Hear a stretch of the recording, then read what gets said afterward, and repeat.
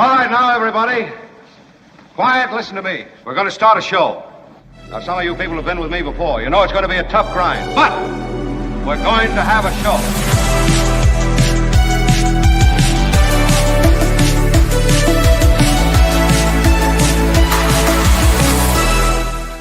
Oh, thank you, everyone. Oh, and look who's here. Everybody. Albert is in the house. Albert, thank you. As the kids say. And so is Kim. Kim, how are you? I know. It's pretty exciting. We've got a really great show for you. The Professor John Rothman is going to be through. We'll talk about what's happening in the Middle East, in Poland, and we'll get word as to the likely course of things when it comes to the tariffs that are, I would say they're in a legal, shall we say, questionable area at best. And they're going to go to the Supreme Court where they do a lot of legal, questionable at best stuff. And they seem to be ruling lately in favor of this president. You gotta love it. If you're Trump, it's your world, you know, and that's the way he views it. So it's going to be. There's never been anything like this. It's going to be quite extraordinary. So I've never seen anything like it. I am happy to tell you that I have a right-wing youngster in the mix today. And What? I know, he's the youngest syndicated journalist in the country. We'll talk to him in hour 2 of the show. What's the problem with the audio? Is there an audio issue of some kind now? I think you sound good. No. All right. Is it's sounding okay? I depend on I have an issue. You have an issue?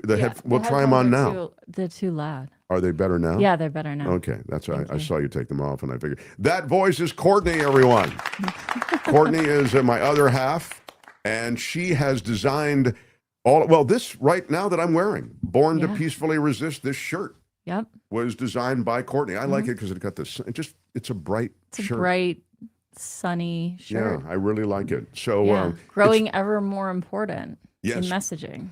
It's important to wear it, message it. Feel it, live it, believe it. And all of this stuff, the specialty shirts, which you've designed, are on the website, getmarkmerch.com. Yep. Some of them, you can see them even underneath the YouTube videos. Those are on YouTube. Yeah. And there are also things for the fall. Did you see that knitted cardigan sweater? Don't we have it? We have it. Let me show you this knitted cardigan. We've tweaked the design a little bit, but we have it. We've tweaked the design a bit. We've had our staff. We've had our staff work on it. By the staff, he means me. Yes, I said, could we work with it a bit? Could we work with the design? So here's first of all, I love the lining. Love the lining. It's a different color, so it's not, and I love this sweater. Look at that. It's perfect for fall. Look at that handsome sweater. Button down. Yep. Yes, you Warm. get your Coachella Valley coffee. Yeah. You sit there on Sundays, Albert, and you watch your 49ers barely squeak by. What's going on with that? It's outrageous. Why are you yelling? Albert told me the Niners, I think they're secretly really good this year. That's what you said, isn't it, Kamish? That's what you told me. I think I remember telling you the Rams might hit whatever we were talking about. How dare you? You literally said, don't bet on the Rams. I think I said quite the opposite. I like the odds for the other. This is you're so Trumpian. I can't believe it. Like you totally revise what they do this to me all the time. I don't know what the hell they do it for. Anyway, thank you. That's the cardigan. Yep. What else do you have over there? You've got the I have the apron, which we love. We love this apron. This is the kitchen apron or the barbecue apron. Yep. You can, for all of your barbecue kitchen needs. You can tie it behind. You can wrap the Mark Thompson show. It's embroidered too. This is all embroidered. This isn't ironed on or stamped on. Yeah. This is quality work. That's real. Does he get in the kitchen and cook and get out there and grill vegetables and he goes into the kitchen, let me finish, on his way out the door to do some sort of social thing or play poker. Well, there you go. Really, I'm shocked by this. He knows where the kitchen is. That's pure speculation. I'm just saying. It's really a pass through. How dare you? How dare you? I've enabled this incredible life for you, and all I can get is, Get nothing. Also, the alcohol is in the kitchen. Where is? There's one other thing too, and there's a pullover a sweater, which is right here, which is so nice. It's embroidered as well. Let me see it. We're working please. on the design, but yeah, it's fantastic. Courtney's always tweaking the designs, but yeah, it gives is. So those are the nice sweaters. We have. I just love the. We have hats for fall. Yes. We have travel stuff. We have and the pajamas. T-shirts never bad. Yeah, we have pajamas. Yeah, we have a yoga mat. We have duffel bags. A lot of the stuff you can see. The hats. All the stuff to rep. It's good. This is our big merch pitch. Thank you, Courtney. That's it. That's the pitch. We are excited. Coming, right? I'm sorry? Christmas is coming. Christmas is coming, yeah. and so there's nothing more exciting than getting something like this. Well, I think as your holiday gift to spoil our Christmas. No, how dare you?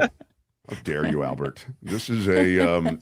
They do this to me all the time. I don't know what the hell they do. I'm sorry, Courtney, that you had to, get into this madness. But we very much appreciate your presence, and thank you for all the work you did on the website. Thank you for all the support. We have a lot of people supporting us and sending kind notes. I write back to everybody. It's me writing back. So thank you for your support. Every time somebody orders something, Courtney writes back to them. So getmarkmerch.com is where you get it. Thank you.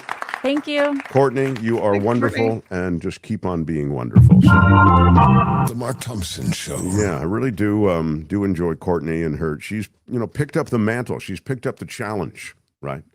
So quickly, a shout out to Debbie with a $4.99 super chat from Idaho, signing in from Scotland, she says. We've been in the UK and Ireland. Good to stay in touch with the Mark Thompson Show. I need a cardigan for the cool days here. Yeah, how about that? I studied in Scotland for a short time. It was really exciting. A few months. What?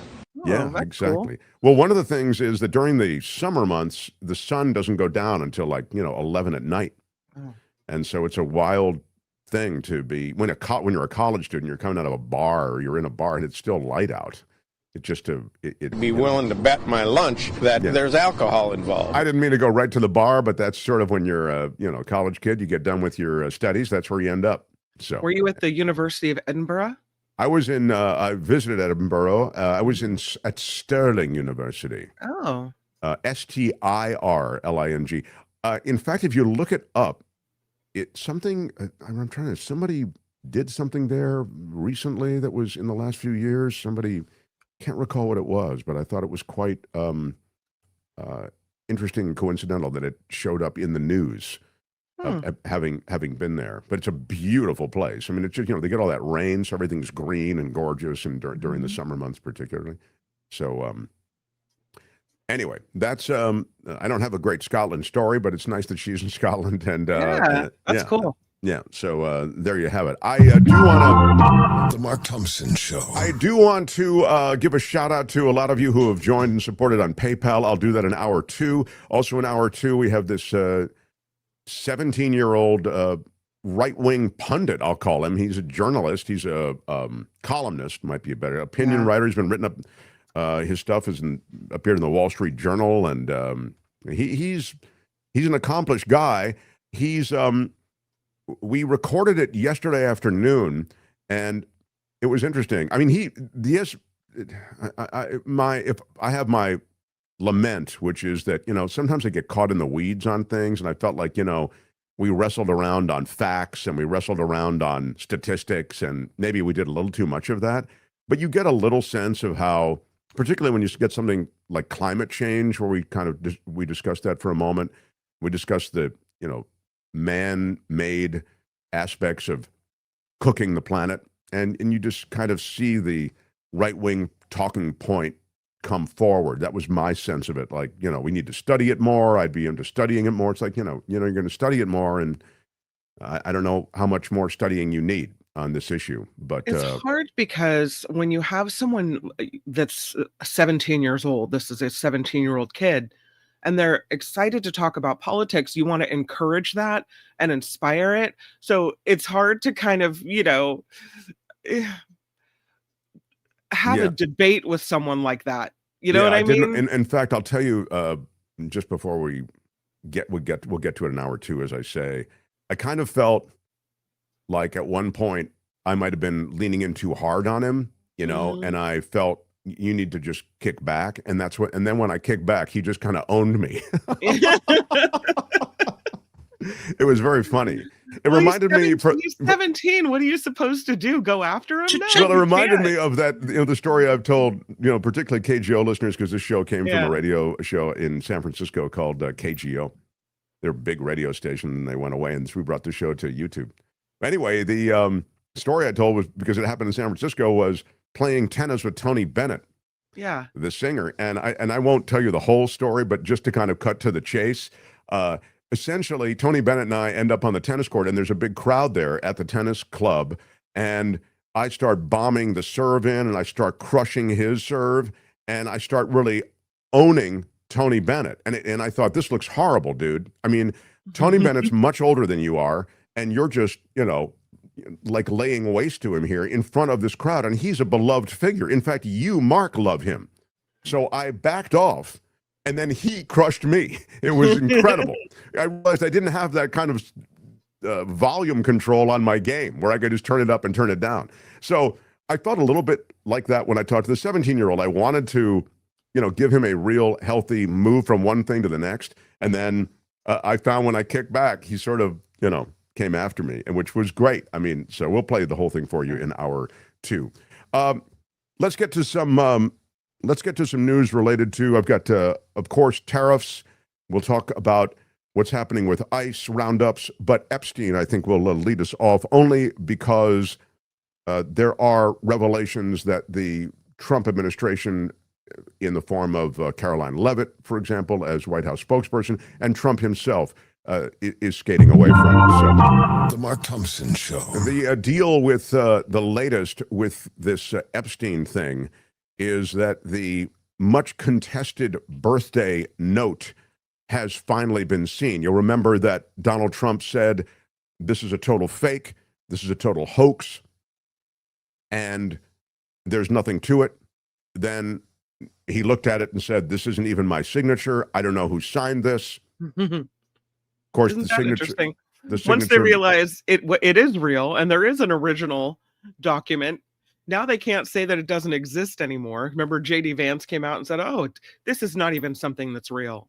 Okay, and, so now, yeah, and Trump sued the Wall Street Journal for this defamatory material.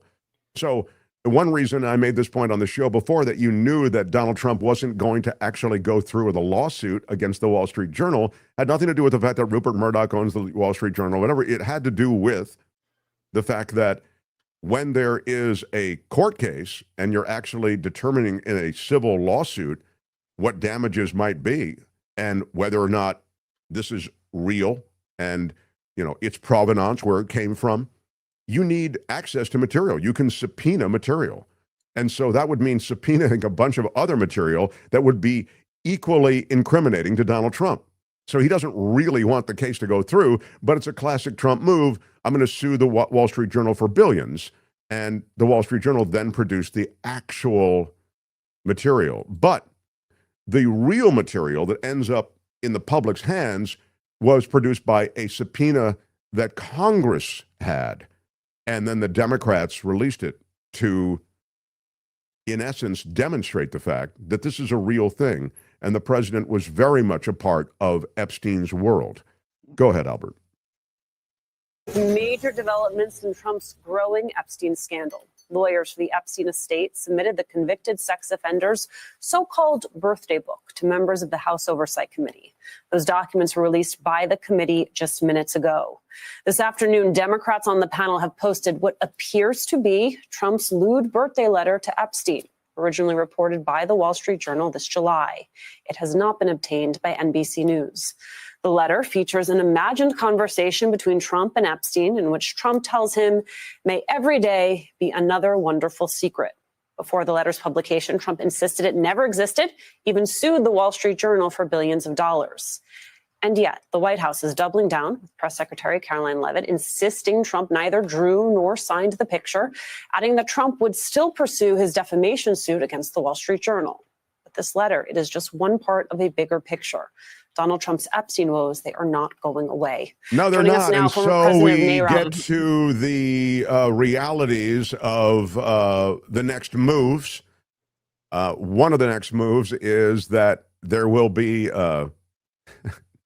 I'm laughing because it just so clearly is his signature. Everything about, I mean, it's just, this is so obviously real. But the idea somehow that this could be a dead issue, which is what Donald Trump called it yesterday, is laughable. The administration saying it supports an expert review of the signature to determine whether it was indeed Donald Trump who signed it. The release of the letter and the entirety of the birthday book only intensified this furor that Trump and the White House is trying to play down. They claim it's a fabrication or a forgery. Baloney. At a press briefing yesterday, Trump's press secretary, Karoline Leavitt, denying Trump's involvement in the letter, adding the White House would support an expert review of the signature to determine whether it had been done by Trump's hand. 3 separate signature analysts who said this was not the president's authentic signature have apparently gone on the record, and we have maintained that all along, she said. The president did not write this letter. He did not sign this letter. And that's why the president's external legal team is pursuing litigation against the Wall Street Journal. The reality is that if you look at the front page of the New York Times today, you know, Daddy still gets the old school paper. Do I have it here? No, I think I have it in the other room. They actually put his signature. You can find it all over the internet, where this is so clearly his signature. Maybe Albert, you can hunt it down, or Kim. It's so clearly his signature, and side by side, it's clearly his signature. I mean, these are ridiculous suggestions that it's not his signature. As I say, it's all so very straightforward. These guys were best buddies for a decade. And so this birthday card, which is a compilation, it's a compendium of all of this stuff. Compendium's a ding word. The note from Bill Clinton, the note from Alan Dershowitz, the letter from Trump, and there you go. Thank you. If you're looking on YouTube now, you can see Trump's signature is indeed the signature that appears on that birthday card. So I guess the one on the birthday card has, see how that has the tail on the D? Yeah. Yeah. Our mutual acquaintance, Carla Marinucci, posted something on Facebook about that she got a year after this was done. She got a note from Trump, and she posted the note. So look at that. Look at the signature there, and now look at. See if I can add it to the stage. So that's the signature on the birthday card, and now Kim is going to show the signature on the note that Trump sent to Carla Marinucci, who used to be a regular on our show. She wrote the column in Politico, and that is and that's Donald the Trump's same. She signature on said, the letter. It's the and same this was signature. It's the exact same written signature. right about the same time frame as well, even with the tail on the D. So it's very clear. And now, did you hear this, Mark? The White House is like, well, we'd be happy to submit this sample, a sample of his handwriting to a handwriting expert. Well, yeah, we're going to trust the White House's handwriting expert on this one. Really? Yeah, it's a. Meantime, the UK ambassador to the United States says he regrets continuing his association with Jeffrey Epstein, quote, far longer than I should have. Peter Mandelson has said the embarrassing details of his friendship with pedophile financier Jeffrey Epstein will come out. He said he'd never seen any wrongdoing. It's everybody's there. I was with him, but I never saw anything. And I do believe on some level that's possible. You know, you could go to a dinner at his house. You could, I think, even go through an extended, a day and a half with Jeffrey Epstein and maybe not see anything untoward. But there's no way you were his best friend for a decade and didn't know everything that was going on. The 50th birthday book is the revealing evidence that brings in all of these high-profile figures. So you're probably wondering, why is this guy from the United Kingdom, Peter Mandelson, on the record saying, hey, I'm sorry I was hanging out with this guy too long? Well, because he also is included in that birthday collection of cards and notes to Jeffrey Epstein. And so He said, I never sought nor did Epstein offer any introduction to women in the same way as he had done for others. Perhaps it's because I'm a gay man, he says. By the way, there was trafficking going on with both sexes. So, not to say that he was part of it, just to say that that doesn't necessarily give you high ground in all of this. So certainly the preponderance of evidence would suggest that it was mostly young girls. I mean, being trafficked, right? 12 to 18, not even, at 18. There were aspiring models who were 15, 16. That seemed to kind of be the sweet spot for some of these men. But it was really, honestly, it was Epstein and Trump that were pursuing a lot of this just, together. These castings that they would do. But, and it's now being revealed. I thought there was a really great piece in the New York Times about how J.P. Morgan enabled the crimes of Jeffrey Epstein. It was a lengthy investigation, very well reported. 3 different New York Times reporters on it.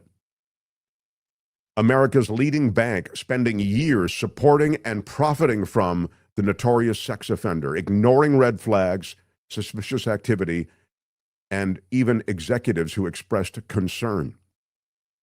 It's amazing because J.P. Morgan, they were so connected to Jeffrey Epstein that they looked the other way on any number of red flags. I mean, for example, there's a red flag associated with the fact that Jeffrey Epstein removed large chunks of cash, thousands and thousands and thousands and thousands, tens of thousands of dollars in cash. Now, that raises all kinds of red flags at banks. There are all kinds of government flags that are raised alongside banks. In other words, when the bank sees these repeated large chunks of cash being removed, it's oftentimes associated with illegal activity, and so the government is contacted, typically the American government, and in this case, they look the other way because Jeffrey Epstein was bringing so much money into J.P. Morgan.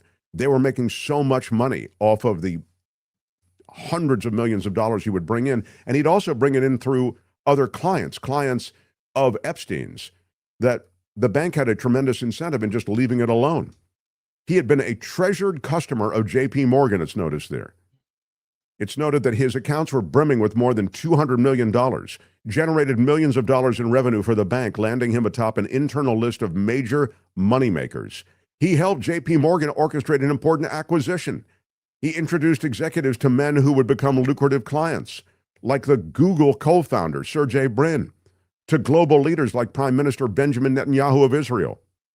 He helped executives troubleshoot crises and strategize about global opportunities. But a growing group of employees worried that J.P. Morgan's association with a man who had pleaded guilty to a sex crime and was under federal investigation for human trafficking could harm the bank's reputation. Just as troubling, anti-money laundering specialists within the bank noticed Epstein's pattern of withdrawing tens of thousands of dollars in cash. That's what I was mentioning to you before. Virtually every month he was making these withdrawals. These were red flags for illicit activity. That's why Epstein was at the bank's headquarters. J.P. Morgan's top executives in charge of ensuring compliance with laws and regulations had already pushed to get rid of him as a client. So Epstein was known to be a problem. And then you add this, without getting too much into the weeds on this, I will mention that there was an executive there named Jess Staley, and he was the leading contender to succeed Jamie Dimon as chief executive of J.P. Morgan, so he's very highly placed. And Staley persuaded executives there to sit down and hear Epstein out. Don't go by the red flags that you're seeing. This was a really big meeting for Epstein, as noted here in the New York Times. His close ties to J.P. Morgan had been invaluable in his quest for money, influence, and legitimacy. The bank lent him money. And Staley dished confidential information to him. At Epstein's behest, J.P. Morgan set up accounts into which he routinely transferred huge sums for young women who turned out to be victims of his sex trafficking operations. It wired his funds overseas. J.P. Morgan did. It even paid him millions of dollars. Look, his crimes have been documented. He went to prison and he was lined up for more prison. But what they lay bare here in this New York Times investigative piece is the way that J.P. Morgan worked hand and glove with Jeffrey Epstein and his associates. Wow. And a spokesman for J.P. Morgan said in a statement that the bank's relationship with Epstein was a mistake. And in hindsight, we regret it, but we did not help him commit his heinous crimes. We would never have continued to do business with him if we believed he was engaged in an ongoing sex trafficking operation. They blame Staley. And Staley, this guy, Jess Staley, was a trusted confidant of Jamie Dimon. He was running lead on this. And we now know that our trust in Staley was misplaced. So this, and by the way, Staley went on, he was thrown out of J.P. Morgan after all these revelations came on. He's the guy on the right there. And then he ended up, I want to say at Barclays maybe, and then ultimately he's resigned there in shame. But he got huge money. I mean, the discharge agreement that Staley made was massive. He's insanely wealthy. And he, by the way, married into wealth too, so it's wealth on wealth. But all of this is to say that J.P. Morgan was a big part of this, and money is a big part of the Epstein story. Because as we said, money was wired to many, Eastern Bloc nations, if you will, right? There were clear indications that many of those who were being trafficked in Jeffrey Epstein's world were being in receipt of a lot of the monies that were wired overseas and in receipt of all this cash that he was taking out of these accounts on a monthly basis. So his wealth, his extreme wealth, and his connections to these banks are mixed up in the sex crimes as well? Exactly. Mm-hmm. Exactly. And it's interesting because to whatever extent Jess Staley and J.P. Morgan can be connected to Jeffrey Epstein, and clearly there's a huge connection because that was really where all his money was.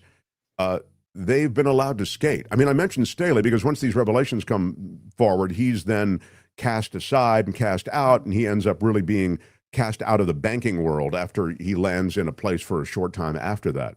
But the rest of these people who shook off all of this, these red flags, and ignored much of what they knew instinctively to be the case, they bear no responsibility from the standpoint of the law. It's so much the case with a lot of the high-flying bankers. I mean, Deutsche Bank involved with a lot of the Trump money, also Deutsche Bank involved with a lot of Russian money, and Deutsche Bank very concerned with being involved with Trump. And as it turned out, the private investment side of Deutsche Bank was unaware of a lot of the concerns on the other side of the bank of Deutsche Bank. So you have, if you will, a plausible deniability. It's like we didn't know that we were extending all of this money, credit to Donald Trump. There was a time when Trump was a bad credit risk. I mean, for most of his life, he's been a bad credit risk. Well, he's filed bankruptcy multiple times. And so Deutsche Bank knew that was a bad move. And yet, and we talked about this, we detailed it on the show when many of these revelations first came out, that the private investment side of Deutsche Bank got drunk on the lifestyle. Trump flew them everywhere. They had, big weekend parties at Mar-a-Lago and beyond. And so they kind of got sucked into that world. And that was all part of romancing them to get credit. And Deutsche Bank in the end did extend that credit to Trump. So, but that's another side of the banking story. Again, the side that's so damning is the way J.P. Morgan really gave Epstein legitimacy and enabled so much of that world. So that I feel is an underreported part of this entire story. And there was brilliant investigative reporting from the New York Times on this. By the way,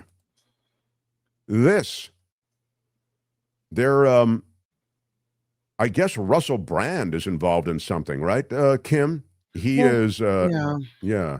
He's an accused sexual assaulter. Right.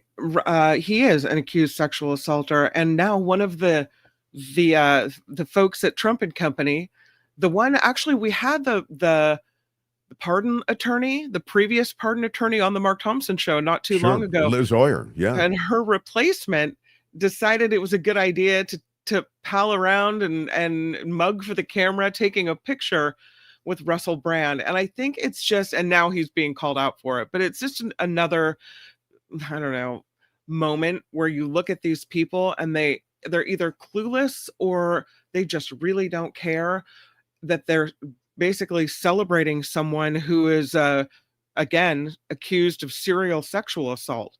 So why would you want your picture with that guy? He was charged in the UK. There was an 18-month investigation. He was charged. Russell Brand was.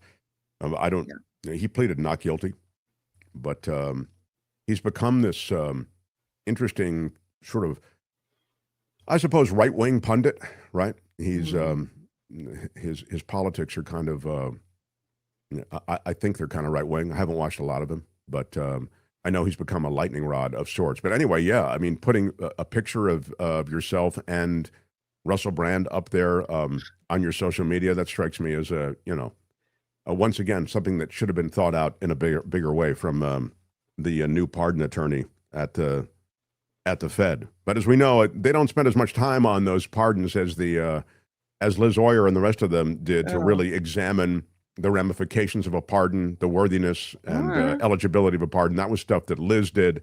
But this new crew, it's kind of like whatever the president wants is what the president gets. The Mark Thompson Show. I am going to talk to John Rothman in just minutes.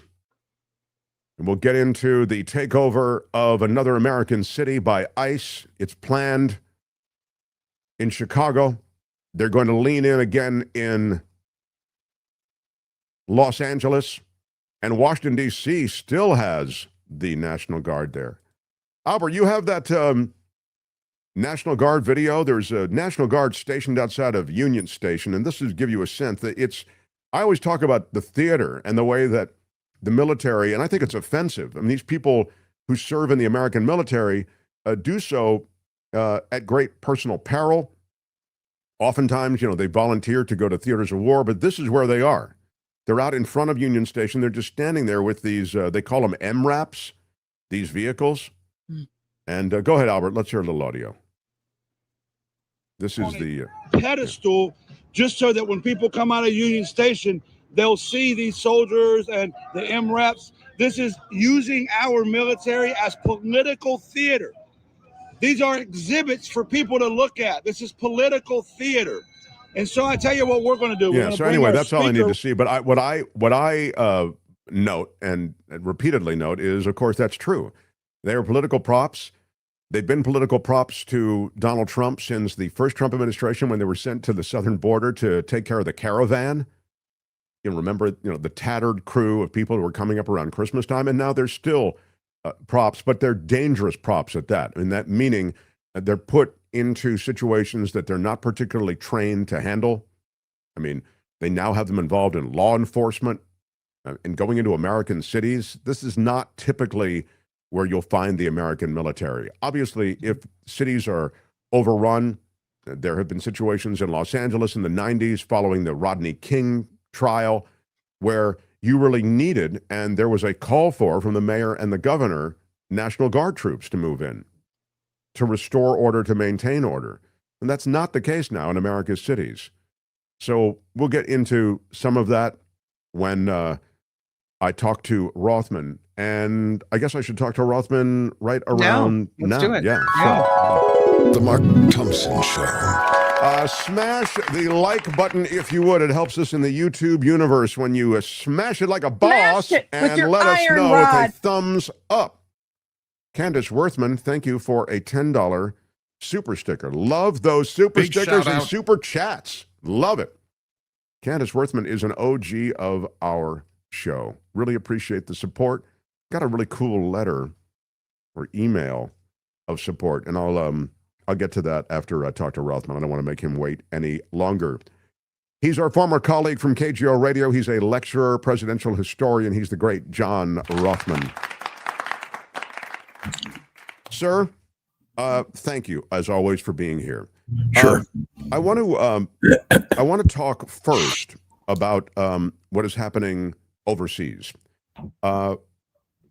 In Poland, they've shot down 2 Russian drones that flew into the airspace over Poland. Can you give me a state of the state on what's happening with that incident and how it relates to Ukraine and Russia and Europe at large? It's a huge escalation, and NATO is now directly involved. The NATO countries have said, and they are putting their money where their mouth is, so to speak, that these kinds of violations by Russia will not be tolerated. Donald Trump is now saying that this has to be resolved. You remember he said he would be able to resolve it instantly when he was elected president. All I can tell you is this is one of the most dangerous moments we have faced in the post-Cold War period, because it's a direct confrontation between Russia and NATO. And so what you're suggesting somehow is that this could easily spark a wider war, or I don't think it's a war we're confrontation. talking about. Yeah, okay, go because ahead. Yeah. a war, first of all, you can't have a war because Russia is a nuclear power. And nobody is going to threaten Russia. If Russia had no nuclear weapons, there would have been a war. The question now is whether through diplomacy and sanctions and isolation, whether or not Russia can be forced to stop doing this. Now, let me explain to you that Putin is determined to proceed. His goal is to reconstruct the Russian Empire, the Soviet Empire. And remember that Ukraine was part of the Russian Empire and the Soviet Empire. So it's a very tough situation because nobody has an answer. Nobody in Europe wants a wider war. Nobody wants the use of nuclear weapons, even if it's on a limited basis. And yes, you can fight a limited nuclear war. It's a terrible thing to say, but it's possible. But this is not that circumstance. The Ukrainians are caught between a rock and a hard place. And I listened this morning to Zelensky making a frantic plea for support. And yet, no matter what support we receive verbally for the Ukrainians, there is little doubt that the United States really can't do anything. And the impotence... can't do anything or won't do anything? We can't do anything. There's no sanction we can impose on Russia which will make any difference. You understand that? I understand that. The meetings which were held in the White House made absolutely no difference with all the European leaders. And Putin doesn't seem to give a tinker's damn one way or the other. And that's the problem. Is there a way to get to Putin? I don't think so. Remember, Donald Trump believed in personal diplomacy, but I can assure you personal diplomacy has a limited impact. The understanding I have is that NATO, because Poland is a NATO country, as you've said, that NATO military is on a high alert. Or it is. They're putting their planes up to shoot down the drones. So even as there might not be a wider conflagration, the reality is there could be a back and forth. It would seem to me, John, and again, this is, I think you know more maybe in this area than I do, but the Russians also, I understand they want to put Humpty Dumpty back together again, since the fall of the Soviet Union. But I also know that they've got their hands full in Ukraine. I'm not sure that they want any kind of real conflict to develop somewhere else. I think the question of NATO and their involvement in Ukraine is part of the Ukrainian issue. The Russians can't separate the two. Vladimir Putin believed he'd be able to roll in and solve the problem, and he just can't do it by military force. But he's not prepared to give up, and he believes, and it's a good question, do the Allies have the staying power to keep going? And who knows? The mercurial views of Donald Trump and his contradictory statements. Remember what he said? That Ukraine started the war. Do you remember that, Mark? And so you got a real conundrum here. But the important element here is that it has to be contained. And let me just give you one other example of appeasement, because in order to get a deal with Putin, there will have to be appeasement. And already they've suggested some, including Donald Trump, that there be territorial compromise. If Zelensky were to go that way, he would lose the support of his own people. Sure. You can't appease a dictator. And that's what Vladimir Putin is. And let's remind everybody. See World War II and the Sudetenlands that were turned over to Hitler. Czechoslovakia. Yeah, exactly. It's appalling. It's tragic. And this is the conundrum we face. There is no way to stop Vladimir Putin. Internally, he's crushed his opposition. Remember, he's a murderer. He kills anybody who opposes him, who has any chance of having any impact.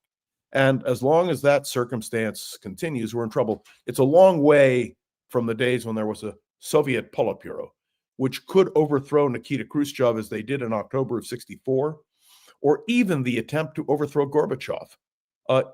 There is no there anymore. And there's no mechanism to get rid of Putin, really. That's right. And as you pointed out before, what's waiting behind Putin is no day at the beach either. I want to move. We don't know. That's the problem. Okay. We don't. For another time. I mean, there's some indications, but for another time, and it isn't relevant at this moment. You want to move on to another region of the world? Yeah, I want to go to Qatar, and I want to go to what the Israelis did. Give me a state of the state there. The Israelis have announced that they will go anywhere to destroy Hamas, that they are going to destroy the Hamas leadership. Remember, they hit in Tehran, in Iran, in the capital, to eliminate a leader. They are prepared to go to Yemen. They're prepared to go anywhere that they are, and that is the Israeli determination. The question of the hostages is a serious question. Well, what did they do, though? What did they do? So they've gone to where? Qatar. Right? Yes, and they've tried to eliminate the Hamas leadership. What happened in Qatar, John Rothman? What happened is that they got a statement from somebody somewhere that the leadership of Hamas was gathered in a particular room, which, by the way, was well known to everybody because that's where the discussions. There's been there's been no secret about the fact that the Qataris really are in support of Hamas. The Israelis said enough is enough. There was an attack in Jerusalem, which Hamas sanctioned, and the Israelis say it just proves our point. Look, let me state it simply. If Israel laid down its arms, it would be destroyed. If Hamas lays down its arms, there's a chance for some discussion, but not the destruction of Israel. That's not on the table. So was this in your judgment, response to what happened in Jerusalem? No, I think it was well planned. I think they've had it online for a while. I think they wait to find their strategic moment. And there's no doubt there's an attack this morning in Yemen again on the Houthis. The Israelis are relentless and determined.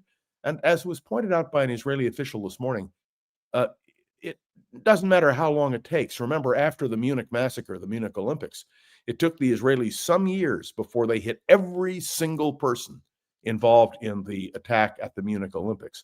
So whether you agree or disagree with Netanyahu, this I will tell you.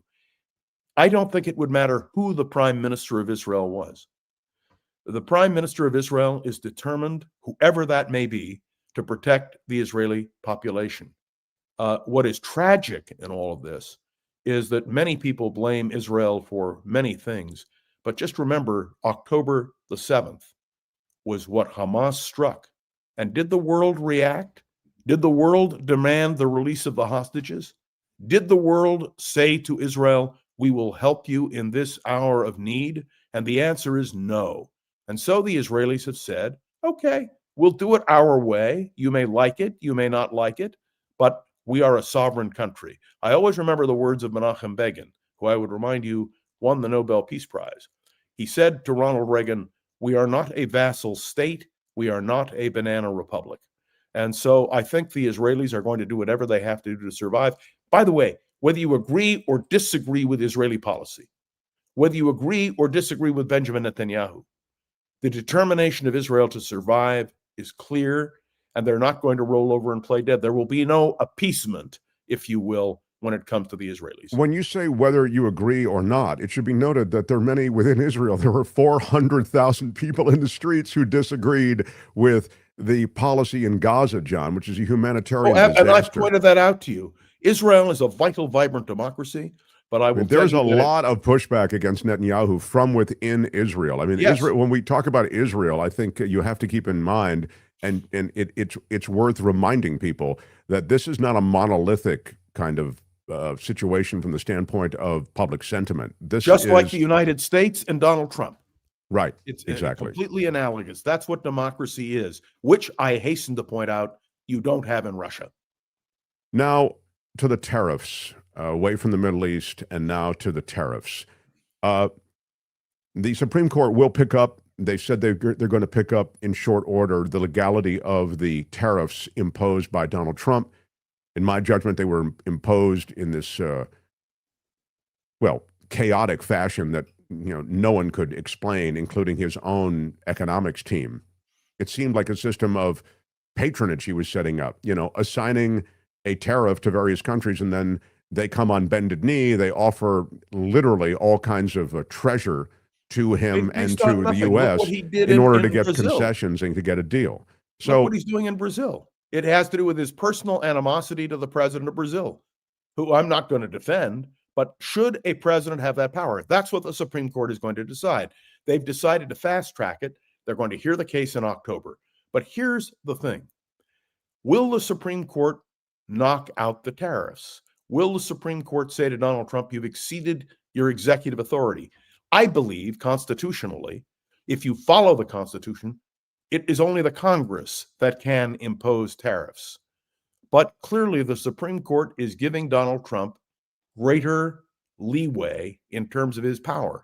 And remember, the intention of those who advocate a unitary presidency, a position taken by the Heritage Foundation, the position is test the limits. So explain that theory, the unitary executive, if you will. That the president is the supreme leader, if you will, that you follow the lead of the president. That his word is a very the word. dangerous notion. And may I say, it has destroyed the balance of power in this country. When you have a Supreme Court that bends over and won't react, and when you have Republicans in Congress. Now, this is an interesting question. You were talking about the Epstein case. The Democrats just picked up a seat in the House of Representatives. They're going to pick up more seats in the House of Representatives. And they are going to force a vote in the House of Representatives to bring the Epstein matter to the forefront. And they will win that vote, according to the counts they have. But then it goes to the Senate. What will the Senate do? And do you understand when a president of the United States has control of the House and the Senate, when you have no constructive opposition, it essentially kills the idea of co-equal branches of government. And the battle which must be waged is to preserve the idea that the Supreme Court must be independent. Did you hear Amy Coney Barrett this week, because she's out promoting her book? She's going to be at the Nixon Library shortly. Amy Coney Barrett saying, I'm not owned by anybody. I'm an independent justice. So there are two votes on the Supreme Court, which will determine whether or not Trump succeeds in this power grab. I don't believe a goddamn thing that Amy Coney Barrett says, and I don't believe a goddamn thing that anybody on that court says. They've given this president a wide berth, and they've, as you suggested, they've reinforced the notion of the unitary executive. They've given him complete immunity. I mean, which he's using, and I'd suggest leaning into in a pretty big way. But let me get you back to tariffs.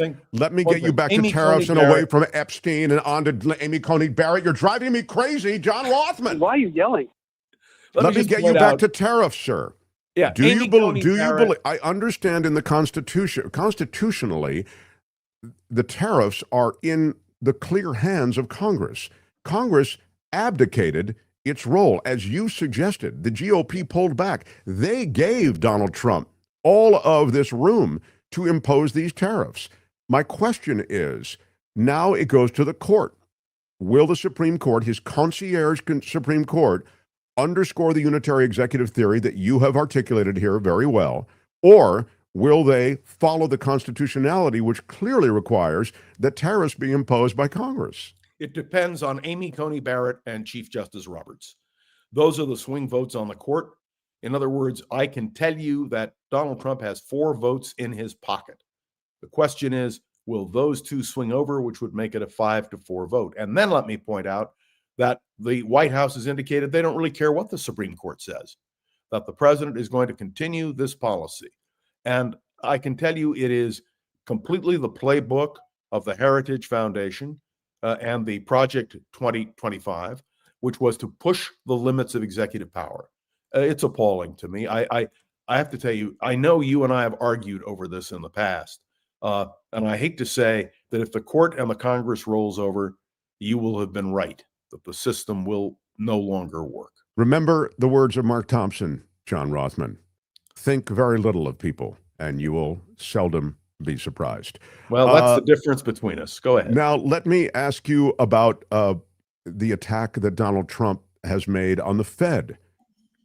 As you're aware, he's trying to manipulate the Fed. He wants to replace the Fed chair, and he'll actually get a chance to replace the Fed chair in May, probably with a political toady. But look at what he's doing with Lisa Cook, who's on the Fed board, and he's going. And he's after just been stopped from doing that. Lisa Cook will be present this week and next week in the process. He fired her, and then it was overturned by the court, a lower court. And the question now is whether or not the Supreme Court will vacate the decision of the lower court. I have to tell you, if it is as I think it may well be, a 6-3 vote, it will be another indication of the complete impotence of those who are adhering to the Constitution. But may I also comment that the comments by the Speaker of the House of Representatives, who is now defending Donald Trump on every level, is to me even more appalling, because the Speaker is not defending the House, he's defending Donald Trump. And that is just beyond my comprehension. It's interesting to me, just from a jetliner perspective, John, and I really want to get your opinion on this. With the rise, I'd suggest the rise of autocracy and fascism in America. This is a place that sort of was a shining light of personal freedoms, personal expression, where even government could have a vigorous disagreement out in the open. You don't have that now, and it's a hyper-partisan, politically partisan society. And with the rising authoritarian instincts now reinforced by some of these very government mechanisms that you've described, and Speaker of the House, the Supreme Court, et cetera, I'm wondering how this affects the rest of the world. Do you also see a rising fascism and authoritarianism in many of these other countries? It tends to follow, these trends tend to follow each other, don't they? Absolutely. And I can tell you, having been to Europe, there's a real fear about that. Look, one of the most terrifying things for me is that the House of Representatives, the Republicans, are going to reconstitute a January 6th committee in order to vacate what the January 6th committee that was legitimate concluded. And I recommend Liz Cheney's book on that matter, because it's a brilliantly put together volume. But do you understand there's a denial of truth, a denial of reality. And that is the most concerning thing. And for those of us who grew up, as I did, in the Republican Party, to see the Republican Party forfeit its fundamental principles, to realize where we are in that regard, and to hear the President of the United States threaten Republicans that if they do not defeat this resolution on the Epstein matter, that there will be consequences. He called them disloyal. And I can tell you that the idea that a president of the United States of America would do that is beyond my comprehension. But even worse is the rolling over and the support for Donald Trump that is received. I still believe, and I know you think I'm nuts to say it, but I'm going to say it anyway. I believe that Donald Trump will be brought down by his own hubris. And that, to me, is the key. He's going to keep pushing and pushing, John, and pushing, and eventually there will be a response. John, I know you think I'm wrong, but it's I think that you could just spell out hubris and put the sign on the White House. There's been so much hubris already. The notion that somehow but I'm telling you, he's really pushing it this time. He's pushing it this time. The guy's, taking a free jet from Qatar. He set up a meme coin to essentially and he's money himself. He's made billions of dollars. I mean, that's just the corruption part of it. I mean, not to mention all of these things that are patently illegal, deporting people the way he is. This is where I want to end up. I have to. Of course, I'm glad you're going to mention that. I want to now talk about what's going to be happening in Chicago and in Los Angeles to start. And maybe in Oakland, and maybe in San Francisco. Let me play you a little bit of Tom Homan. This is from Fox News Channel. Go ahead, Albert. Here's a little bit from Fox News Channel. So I want to go over a Houston operation because Texas, we don't allow sanctuary cities, but you guys were still able to detain 822 people. He's talking to Tom Homan for those just listening. Go ahead. Deported and re-entered in the country. You found 5 transnational gang members and 330 with deportation orders. What do you anticipate when you go to Chicago this week? Chicago arrests a few hundred illegal alien criminals, and Pritzker is wrong.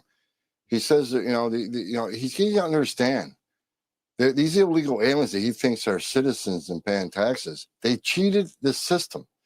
There are millions of people standing in line, taking their tests, doing their background investigations, paying their fees to be part of the greatest nation on earth. Every one of these people broke the law. It's a crime to enter this country illegally.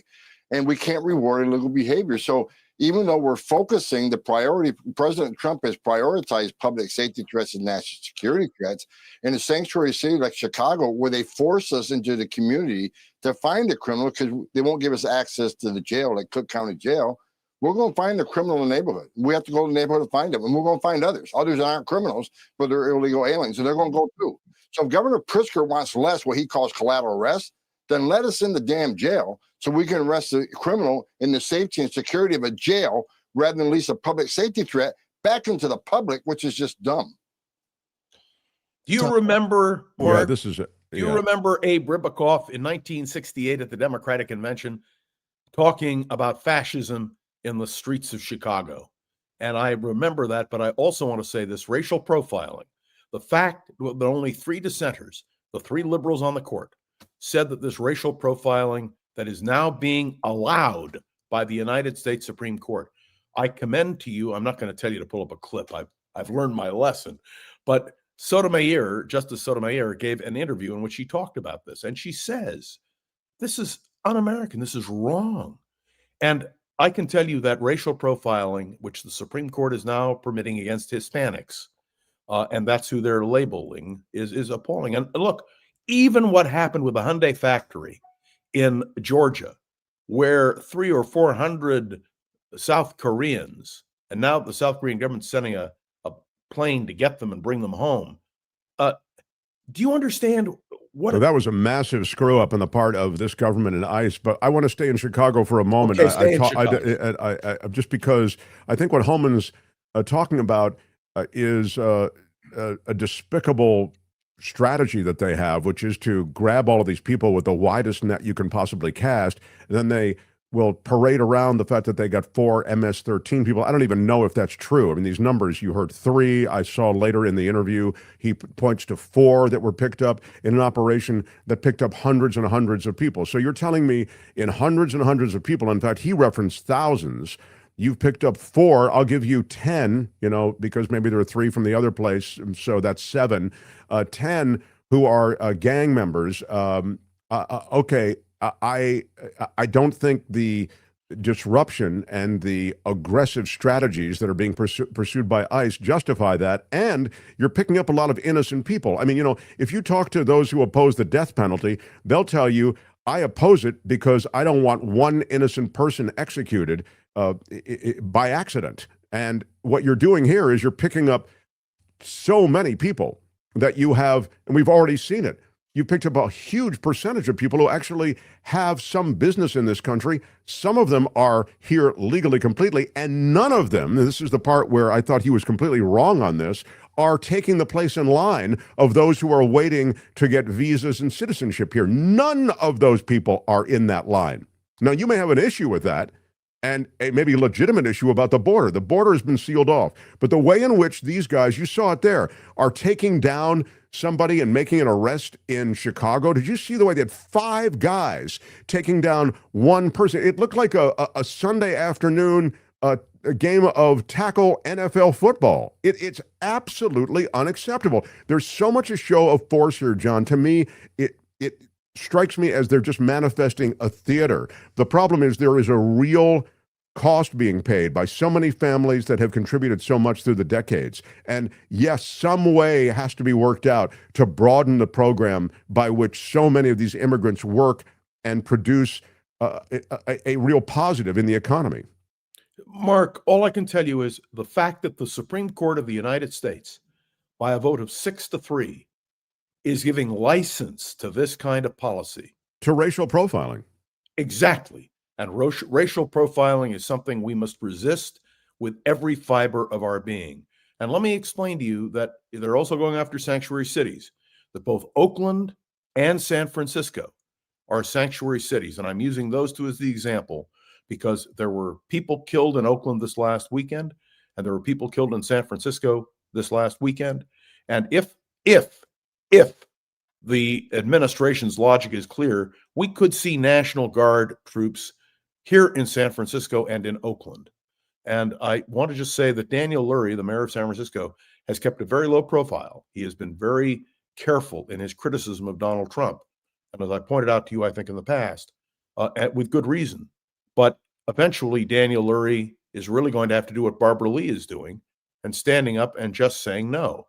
This is a matter of grave importance. And you asked me what the view of the world is. I just came back from Europe. I can tell you, they don't understand. The most important question I was asked almost every day was, how is Trump getting away with it? And the answer is fear, intimidation, bullying, a Republican Party that won't stand up, and a Supreme Court that seems to be willing to roll over. Luis says with a $4.99 super chat, thanks, Luis. So funny that we don't seem to mind when these, quote, criminals are picking our crops, taking care of our kids, repairing our roof, etc., under poor conditions. Exactly. They're a key part of the economy. Luis is so right.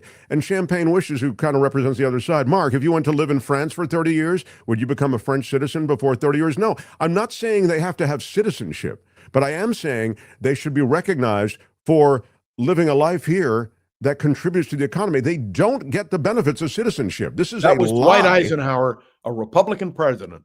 Dwight Eisenhower instituted the Bracero program for that exact purpose. And I would point out to you that Ronald Reagan, when he was governor of California, took the same attitude. It is the intolerance, and I will say it bluntly, the bigotry that is now being manifest. And it is, to me, if I had hair, Mark, I would be pulling it out. But I have to believe, and I know you think I'm wrong, but I have to believe that ultimately the hubris of what is happening will result in a reaction by the American people. They will see it. At least I hope they will. I hope they will too. You find John Rothman around the political world with John Rothman. It's his podcast. He's joining us on Wednesdays until the end of time. Thank you, John. It's the end of my time. This is the end of your time. It's the end of my time. Ladies and gentlemen, despite his cutting me off, contribute to the Mark Thompson program. Thank you, pal. All the best. John Which one do you use, Mark Thompson? Use Mark Thompson. The Mark Thompson Show. Albert, you are the captain. Tell me, what do we have time to do? I have this conversation on ice. I do want to recognize, Albert, hold that thought. I know it's a good thought. Hold it. Ron Sharon with a $20 super chat. Are you kidding me? Love the Mark Thompson Show. KGO, rest in peace. Big shout out, Ron. Big shout out. We do miss our KGO. But sadly, KGO is gone. It's not coming back. Candace Worthman, we mentioned $10 super sticker. Thank you, Candace, and everybody who supports us. Vague and unsubstantial threats here this morning. Keep your head on a swivel, friends, says Cindy G. from New York City. New York City is the staging ground for a lot of stuff that's scary. And in fact, just because of Cindy, I want to get to something I gave you, Albert. the Mandami, and Mandami's name and the Mandami situation is referenced in the interview that's about to follow here.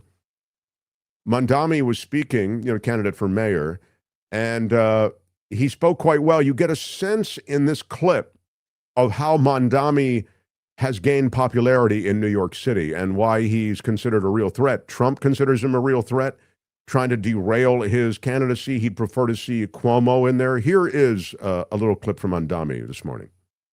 How you're going to protect this city from the National Guard coming in? The first thing is we have to prepare for the inevitability of that deployment.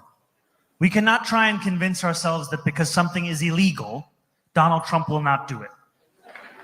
We have to be prepared, and we have to be clear-eyed. And we have to understand that it will take every single tool at our disposal. We saw in California, the mayor of LA, the attorney general of the state, and the governor work together to fight back against the White House's deployment of the National Guard. They filed a lawsuit. A federal judge just recently found in their favor that the deployment of the National Guard was illegal. I give you this example because partnership is critically important in fighting back against Donald Trump. Can you imagine Andrew Cuomo working together with Tish James and Kathy Hochul to fight back against the deployment? Why would he fight back when it's Donald Trump that's trying to get him elected right now? Could I ask how you're going to... Yeah, so that's Mandami. And again, the Supreme Court has now opened the door to the use of troops there. And when I say that, the National Guard presence and the use of troops in New York is still an open question, but the ICE agents who are buoyed by all this additional funding, so there are many more ICE agents that can now move into New York en masse. That's going to be a real concern, even independent of the National Guard. But you saw a bit there in that clip of how Mandami speaks well to the situation and sort of suggests that, hey, if you guys vote for Cuomo, Cuomo's going to play ball with Trump because Trump is actually trying to get him elected. So I do hug and kiss people casually. Be ready for the hugging and kissing. So isn't it wild? Guy like Cuomo gets caught up in that hugging and kissing thing, and his career never over. You can't get rid of the Cuomos. What was this about Charlie Kirk being shot in Utah, Kim? Yeah, just looking that up. Don't have a lot of details yet, but there are reports that Charlie Kirk, who's 31, was there were shots fired at some type of speaking event at the Utah Valley University in Orem, Utah. At least one shot being fired there. So the reports indicate that perhaps he was shot, that blood could be seen rushing from a bullet wound. The police are there. They've provided no updates on Kirk's condition, that according to The Guardian. They do have a suspect in custody, but this is all breaking. The bystanders there say he was shot in the neck. So I don't know what his condition is at this time. Wow. Yeah. Oh, that's we'll watch that story, but that's developing even as we speak. I also wanted to mention that the other big story, sort of the Mark Thompson Show, politically, is this book that's being promoted by Kamala Harris.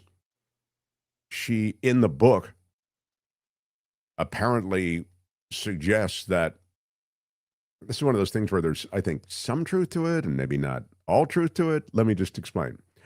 A former Vice President Kamala Harris saying it was a mistake not to question President Joe Biden's insistence on running for re-election last year, despite his advanced age. In her new book, she writes that it was reckless, leading her and other Democrats to cede the choice to an individual's ego. Those are her words, to an individual's ego.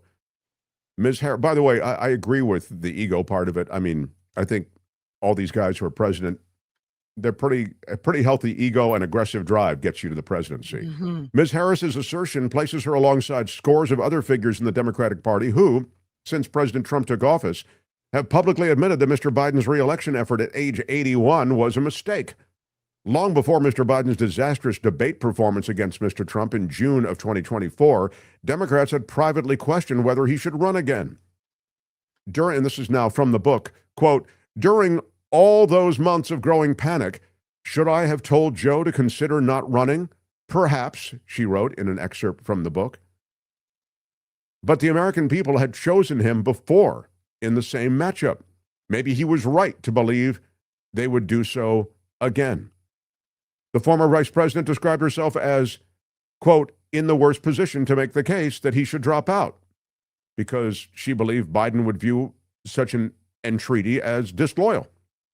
At the time, she and others extended, quote, grace in allowing Mr. Biden and Jill Biden, the first lady, to make the decision on their own. But now, she writes, she has come to believe it was a mistake not to speak up. I think in retrospect, I think it was recklessness, she wrote. She continued on, the stakes were simply too high. This wasn't a choice that should have been left to an individual's ego, an individual's ambition. It should have been more than a personal decision. She dismissed any notion that Biden was not mentally or physically fit to serve as president, but at 81, Joe got tired, she said. That's when his age showed in physical and verbal stumbles. So she is the highest profile Democrat to publicly second-guess the decision to run for a second term. Buttigieg has said maybe it was a mistake. Chris Murphy from Connecticut said he had no doubt that Biden suffered cognitive decline while in office. Ro Khanna said that the party made a big mistake. So there's a gaggle of people doing this, but now in her latest book, Kamala Harris writes that maybe she should have asked Biden to give it up and push away. I have two thoughts, one of which is Joe Biden wasn't going to pay any attention to Kamala Harris. Come on, man. Who are we kidding? Joe Biden was not taking Kamala Harris's advice on whether or not he should run. The existence of Kamala Harris as vice president, that in and of itself was something completely individuated, separated, blocked off, walled off from Biden. I'm suggesting they weren't the pals where she could, put her arm around him and go, hey, Joe, I think it might be good just to step away at this point. So I think the idea somehow that she should have spoken to Joe Biden, no, she wasn't the one. Now, maybe the Democrats should have rallied someone who Joe Biden might have listened to, maybe a Barack Obama. Ultimately, he did listen to Nancy Pelosi. Pelosi went in on that weekend, you'll remember, and caucused with Joe Biden and showed him the numbers and how he was taking on water. And maybe it should have been Pelosi and it should have been Obama as well. But the reality is Kamala Harris, I think, couldn't have any effect on Joe Biden's aspirations, ambitions, and plans. Just couldn't.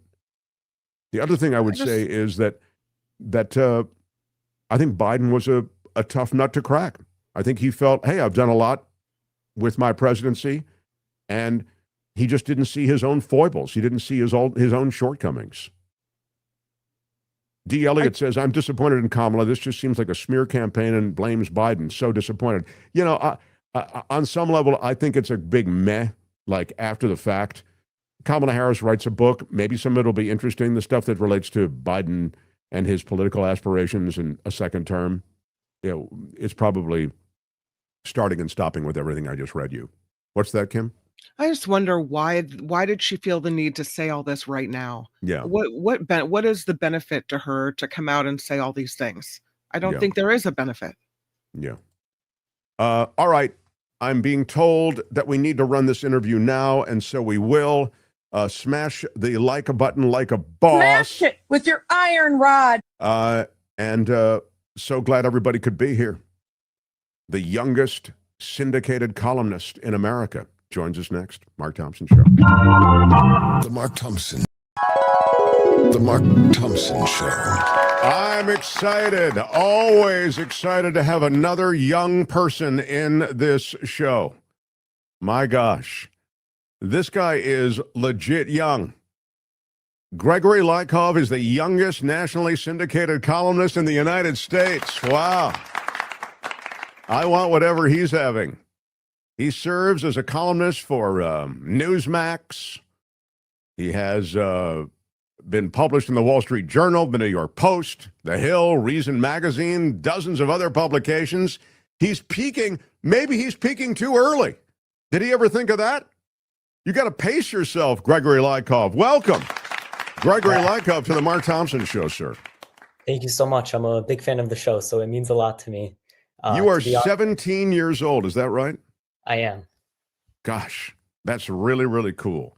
How did you get into all of this? By the way, I know your origin story. I've studied up on you. I've done my homework, but I want the audience to get up to speed, and then I'm going to pepper you, Gregory. I'm going to pepper you.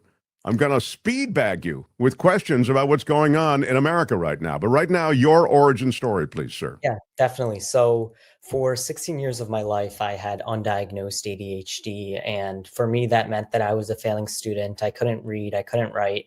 And then only last year did I finally get diagnosed. And that's when my entire life changed. I went from someone who never read a book to, picking up my first book, reading it. My entire life changed with that book. It was actually The Case for Israel by an author named Alan Dershowitz. I'm sure you're familiar.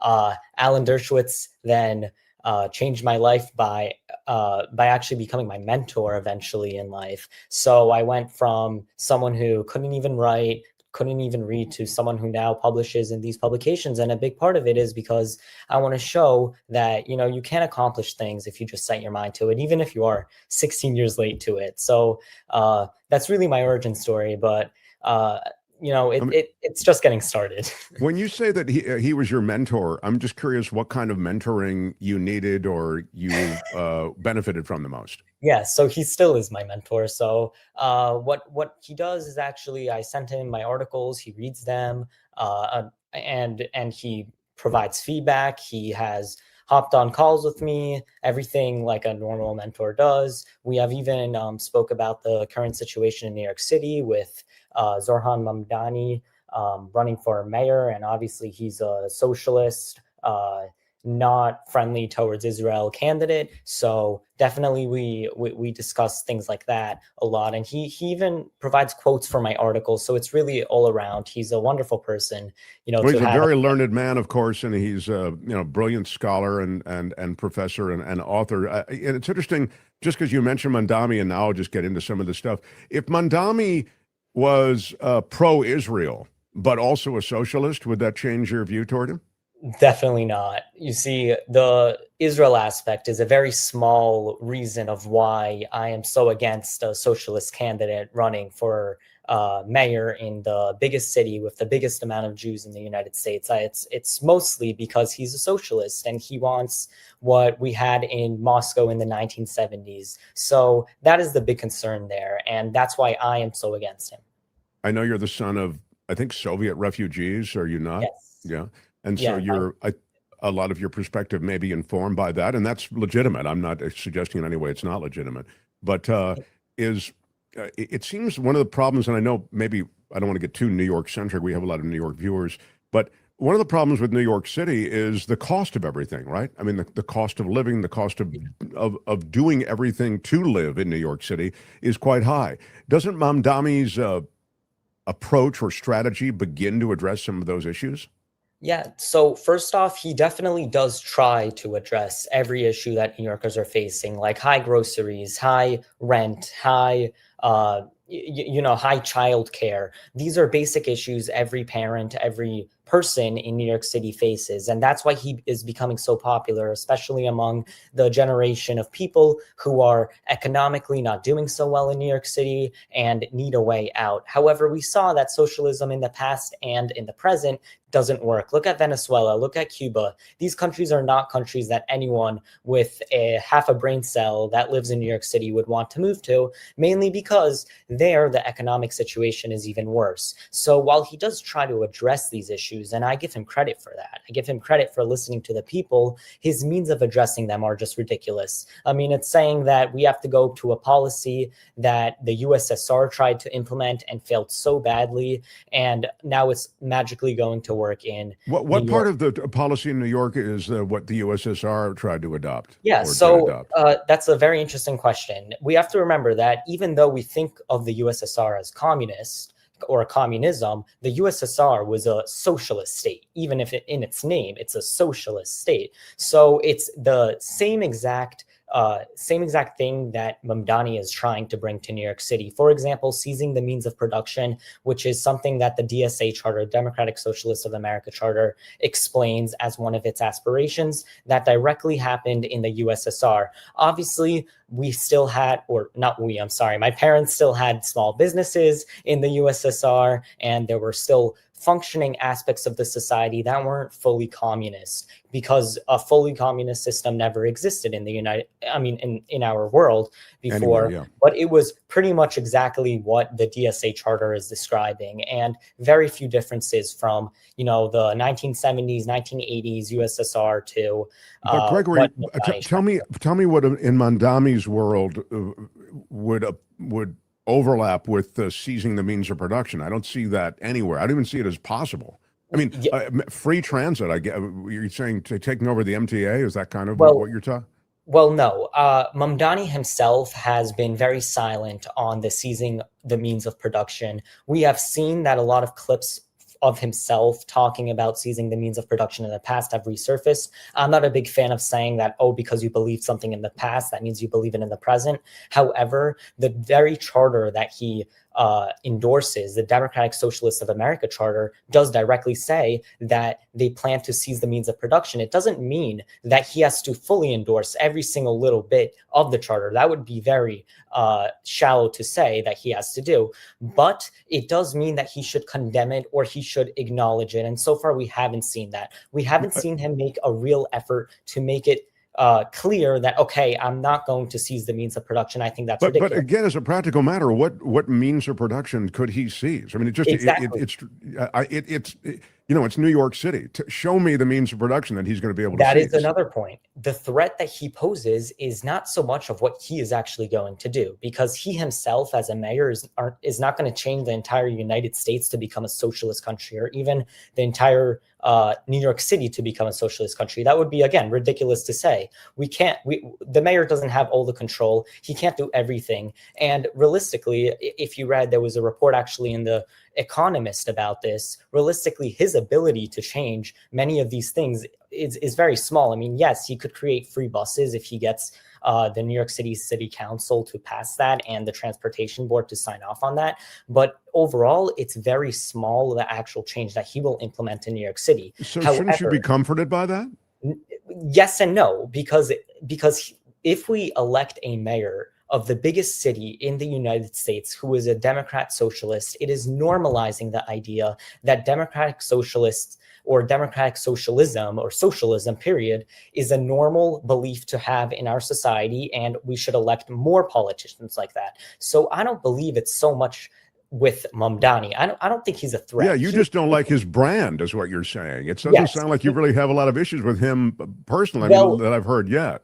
Well, I do have a lot of issues with him personally and his personal beliefs, but I just don't believe that they would actually be coming to fruition in New York City. Right. It would be exactly. ridiculous. And look, you know, Bernie Sanders, same thing. He's a socialist, right? I mean, but he's operated in the U.S. Senate. America's not going socialist, although you will concede, won't you, that we have a socialist and pretty robust socialist arm when it comes to bailing out major corporations, tax breaks for those who are already receiving the best of, I'd suggest, the best of the economy. I mean, the oil industry, even the food, when you talk about the subsidizing of meat, for example, I mean, we're providing for the people of America subsidies that are so substantial that they're not really seeing what the free market actually would do. So my point is there are aspects of socialism that you see manifesting in other ways, right? To an extent, if we look at laissez-faire economics, obviously we are not having a full laissez-faire market where there's no restrictions on anything. That would be what we had before the Great Depression, and that did not work and it would not work. We're a day's drive away from the laissez-faire. Wouldn't you agree? Of course, we are not 100% free market in the sense that we have no regulation. We have, nothing that controls business, which is good. It promotes, but to the level that we do have regulation is not to the extent of saying that you can't say that our government is socialist because it has regulations on business, because it gives tax breaks or anything like that. But yes, to the extent, obviously, programs like social welfare programs like Social Security, that technically is a somewhat socialist program, but that doesn't mean our government is socialist. And the effort for those programs, the entire point of Social Security, the entire point of Medicaid, is to get people back up on their feet. It's not for them to stay on these programs, and that's the big thing that differs our economy, our society from a socialist society, because so not to interrupt, I was just going to mention, so when you see that billions of dollars go into banks and into those who have been hobbled by bad decision making on Wall Street, that's also to get them back up on their feet. I mean, you can see how both are socialist. One deals with somebody who, can't put, doesn't have a pot to piss in, to use the phrase. And the other is, these are fat cats on Wall Street who created a bunch of investment vehicles that were phony, that were bad. I mean, that's the 08 crash is because of that. And we bailed them all out. But what these programs are turning into, the big issue of why these programs are, in my opinion, like Social Security to an extent is a socialist program. The reason I'm saying that is because we have a culture in the United States where people are staying on Social Security throughout their life. They're not getting off it. They're not trying to get back on their feet. They're just staying and relying on it. That's what a real program that's socialist is. It's not where we are giving incentives for people to get back on their feet. We're helping them, whether it's like a homeless shelter. A homeless shelter is not a socialist program because we're trying to get people back on their feet. The goal isn't to have people stay in homeless shelters. And that's the whole essence of why our government functions in the way that it does with these kind of socialist, kind of not programs, if that makes sense. Kind of freebies is what I like to call it. And interestingly enough, we do have the government even becoming more involved in the private sector. We have just recently, Donald Trump announced that the government bought, I believe it was 12% of Intel stock in exchange for the CHIPS Act, which gave money to Intel. I'm actually not a big supporter of that. I'm a big supporter of a lot of things that Donald Trump has been able to do for the economy, but investing our money or having shares in private companies, I think that's where it draws the line, because the whole entire essence for a free government or a free market is that the government stays out of business. And I think that's really just a murky line that if it was on the other foot, if Democrats were doing it, I think Republicans would be criticizing it. Are corporate taxes too high? Well, that's a very interesting question, and I'm actually doing a lot of research into that. But to give you the general... Let me, before you answer, let me just say the reason I'm asking on the heels of what we were just talking about, which is sort of this, as you mentioned, the Intel deal. I'd suggest to you that the amount of money that we subsidize, when we give somebody a tax break, we give these companies a tax break, it's you and me giving them a tax break, okay? It is a subsidy. Yeah. It's just like your Social Security, okay? Instead of sending somebody, in Cleveland, Ohio, a Social Security check, you are now, you're underwriting what would be a heavier tax burden from that corporation. They no longer are bearing that. You and I are bearing that. Okay. Taxes in general, the whole entire point of it is to, taxes are for people to pay, not for the government to pay you. So a tax cut to a specific individual or specific demographic of people, yes, that would technically burden the rest of Americans because someone would have to pay for that. However, what we have seen is that Donald Trump is not trying to, or his administration with the Big Beautiful Bill recently, is not trying to just give a tax break to the corporations. He's giving a tax break all around. So it's not like other people are paying for the corporate tax break that we have seen. He is giving the middle class the biggest tax break that it ever has gotten in history. And he's giving, just everyone all around. And that's the big thing that separates this from, let's say, a normal subsidy. Well, the great thing about the middle class tax break is that there are fewer middle class people than ever before. The middle class in America is being, as you know, essentially rubbed out, and you're ending up with the chasm between those who have a lot and those who have very little. But the real, I'd suggest tax, just because we're off on this, I'd really like to get on a couple other things, but let's just try to round this out by saying, to me, that the real tax burden is not being borne by these companies that get so much out of American society and so many breaks from the American economic system. I mean, as I say, oil companies, tech companies, these are companies that are not paying by any yardstick a fair share. Amazon, another example. So it would be nothing to increase their tax burden ever so modestly. The billionaire class in the same category. You hear Bernie Sanders of the world, you hear Elizabeth Warrens of the world, just tax on billionaires 1%.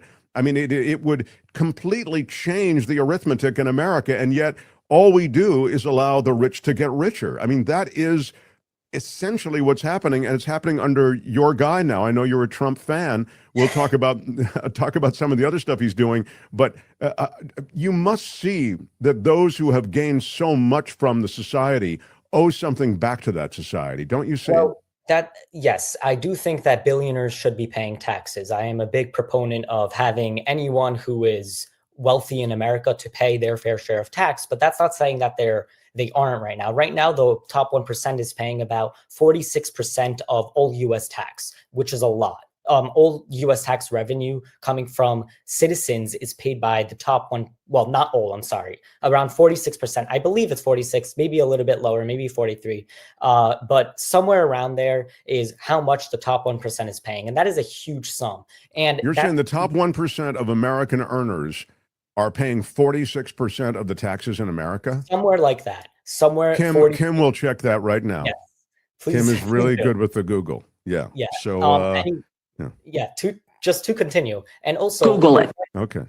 Yeah, go ahead, Gregory. Okay, your point on the middle class. Now, we do see that the middle class is shrinking. That is not a lie. You can't make that up. That is just a fact, that the middle class is shrinking. We have less people in the middle class than ever before. But that doesn't necessarily mean that as a society we're doing worse, because the measure of middle class is a little bit different. If you are in the lower class, but your quality of life is still higher than it was today, then you are still living a good life. What we should be looking at is the quality of life of how people are doing. So the lowest of the low are getting better. They're, instead of living in a shack, they're living in an apartment, let's say. So that's what we should be looking at the measurement. And that's how what has been happening. By the way, the stats do bear out what you're saying, to be fair to you, that when you say the lowest of the low, the lowest earners are getting are better off than they were. But what I'm talking about is the middle class of America, which has really been cored out, and they have borne an incredible tax burden.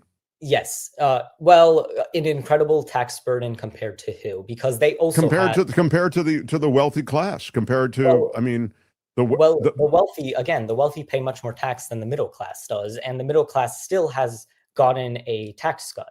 So wait a minute.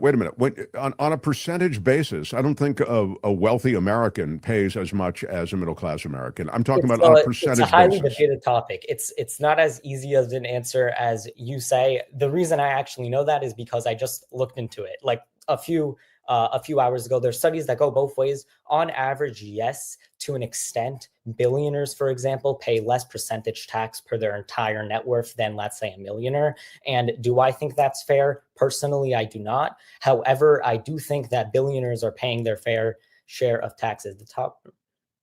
Okay, so we're going to 45%. I was close. 46. I said. Does Kim have the answer or no? Oh, is that what did she put it in the chat? I didn't see it. According to SmartAsher, the top 1% of earners typically pay much more in taxes than many other Americans. Nationwide, this group contributes 45% of total personal income collected. However, the top 1% doesn't pay the same amount everywhere. Therefore, some states may be more dependent on this group than others for tax revenue. Okay. Yeah.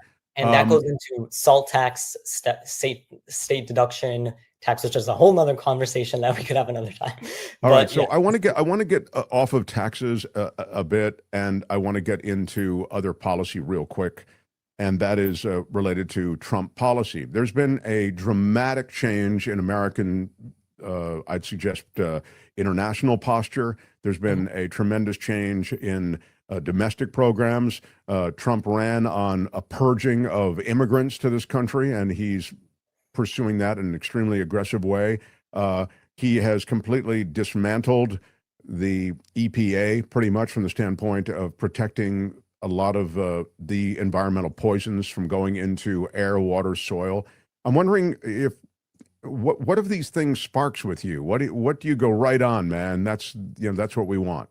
Well, I'll talk about a little bit about illegal immigration because I believe you mentioned it. Well, first off, let me just start off by saying I am very pro legal immigration. I think this country should be having a much bigger door for legal immigration than it currently does. And Trump in his first term, one of his first promises was to make a big open door. That's what I want to see. I want to see a big open door for legal immigration and to streamline that process, because it is way too hard for anyone who genuinely wants to contribute to American society to live in the United States with the current immigration process. That's takes years. One. So you're right. Yeah. I mean, there's been no immigration reform from that standpoint. It's just a heavy stick, it would seem. Exactly. And my second point is referencing the illegal immigration.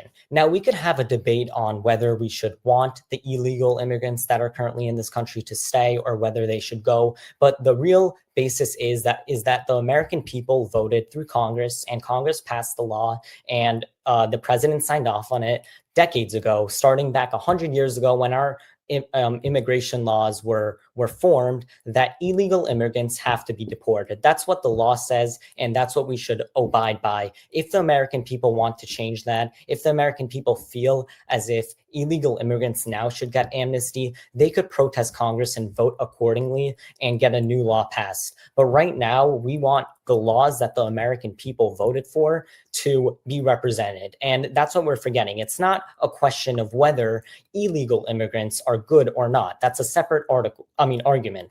The real argument here is whether the law that says illegal immigrants should be deported, that's already on the books, should be enforced or not. And I believe it should be. There's an elasticity, though, about enforcing that law. You know that through the decades.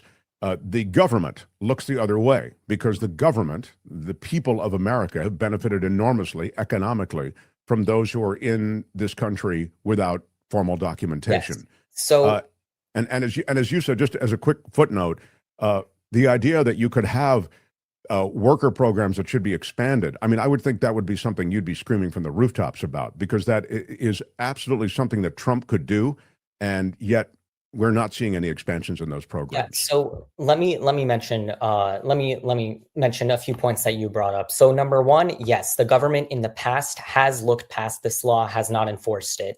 I still believe, though, if that there's a law on the table that the American people voted for, we should be enforcing it. That's number one. Number two, the fact that the immigrants, the immigrants contributed to American society, that is also questionable. It is not very clear how much they contributed. And what I mean by this is that while, yes, a lot of illegal immigrants still have jobs, they still pay taxes, and they still, are hardworking immigrants who come to this country to work. That's a big chunk of them, most of them really. Still, it has been shown through, and I'm citing right now, a study by the Center of Immigration that was actually a part of a testimony in the House. I believe it was in 2024 or 2022. I forget what year, but that study has concluded that illegal immigrants are a net fiscal loss or a net fiscal negative to American society, not a net fiscal gain. And the main reason is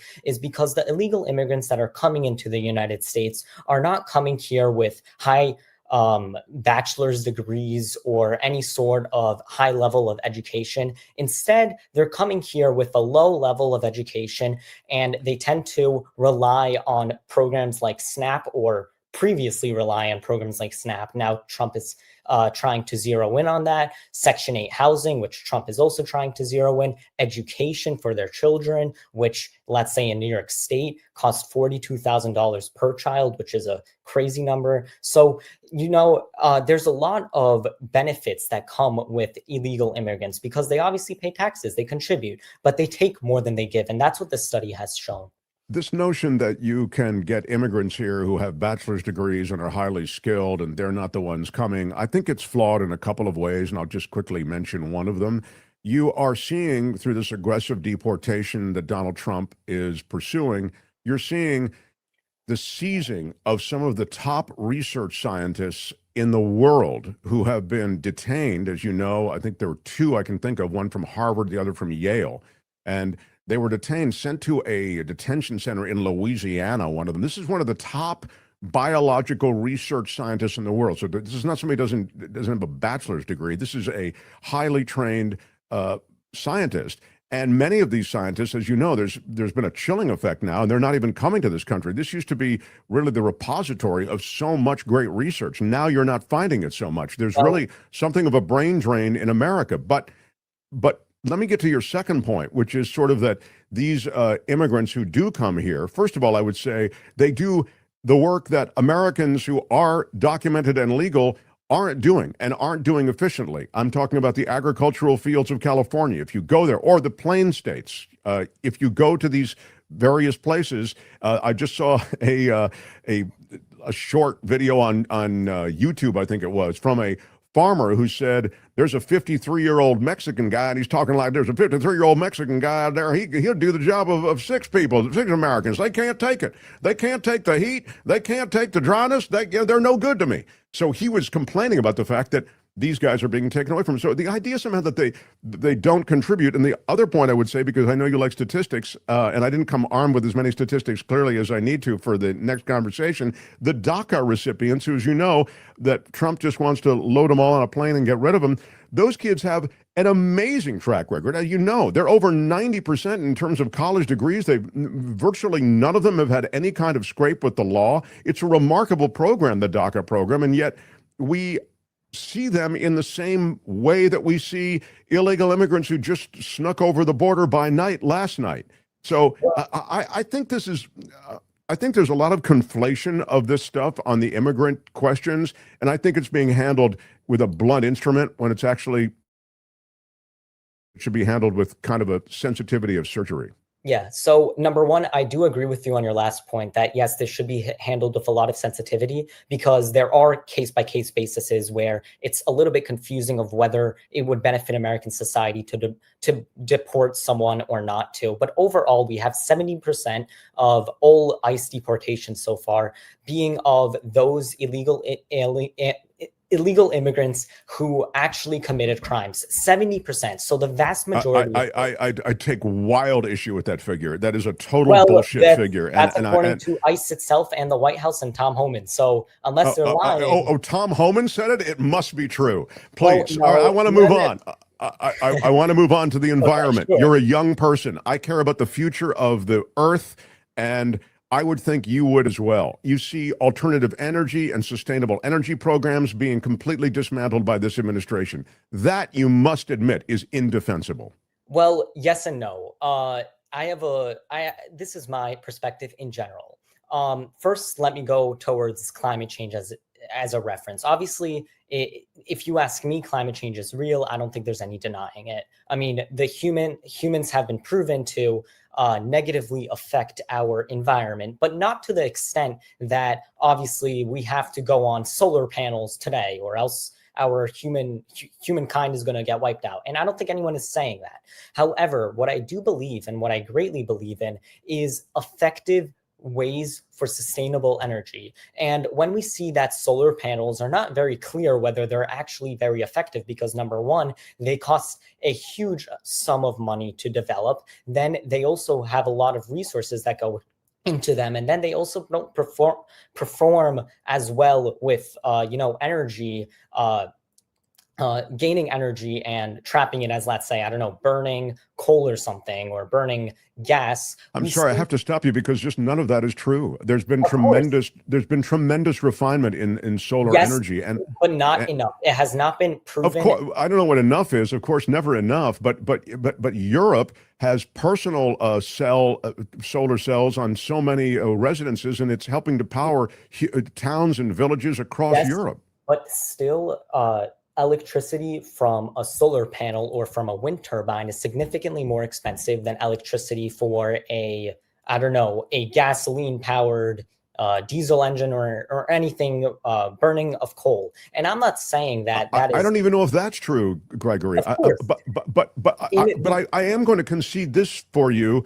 I think that you can't just throw a switch and make this transition. I think you have to make this transition, just as I was talking about with immigration, just with a textured strategy that does still incorporate fossil fuel burning, but begins to increase the amount of solar and wind and other sustainable. There's geothermal. There are a bunch of other sustainable projects underway, and yet this administration, as you know, one of these wind projects, it was 3/4 of the way done.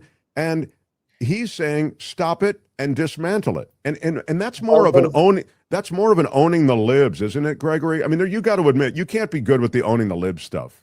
Look, to an extent, you are right in the sense that yes, it was almost completed. We spent so much money on it, so why not finish it? But also, it is a sign that it is a sign. Clearly, I don't believe it's not.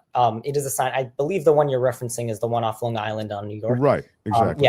So there actually has been tests conducted of whether the windmills are going to affect the marine environment, and a big argument is that yes, they're going to significantly affect the marine environment, and that is true. My argument is not necessarily that we should be going 100% fossil fuel, always burning. I don't believe that. I think we should be investing in research instead. I think that the money we spend on windmills that are not proven to be as effective as, let's say, burning coal, that money should be put into research and development for a windmill or another source of energy that will actually be beneficial towards America. Because even countries like Germany, which right now is, I believe, almost 60% on a renewable energy basis, after obviously it had to stop buying gas from Russia due to the Ukraine war. Even countries like Germany, they still aren't fully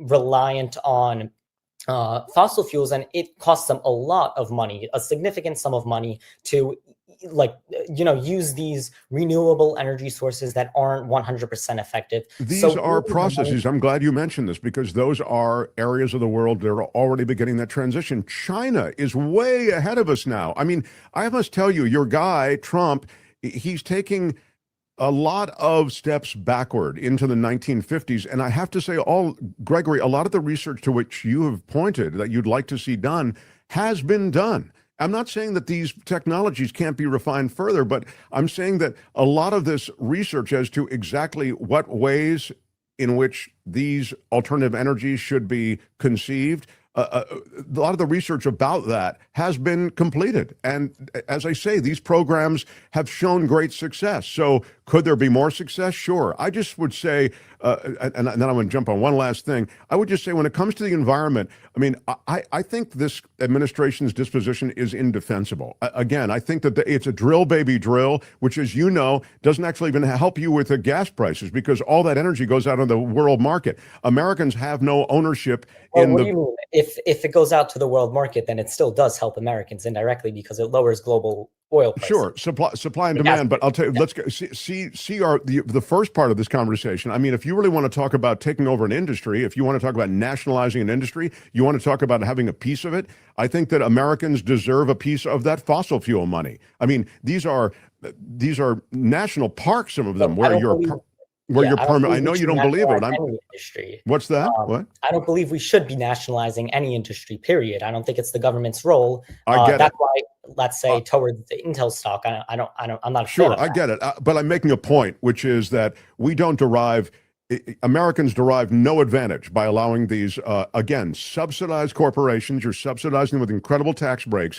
to drill this stuff. And then, as I say, you're not even building towards sustainability. That's why I have a problem with this. It's not even building toward a sustainable future. Look, I will agree with you on one point, that we should be building towards a sustainable future. How I believe we should be building towards a sustainable future goes into research. Unless there is some fact that or statistic paper or research paper that has proven that solar panels or windmills or I don't know hydroelectric power is more effective or as effective as fossil fuels, it just will not work, because so far our economy, people cannot afford it. We don't have energy prices are already so high. We don't have money to spare. Solar power goes out on the grid. It goes on the grid and it's consumed by consumers the same way electricity is consumed with dirty energy. But it is much more expensive and it is less efficient. That's why a solar panel, for example, cannot replace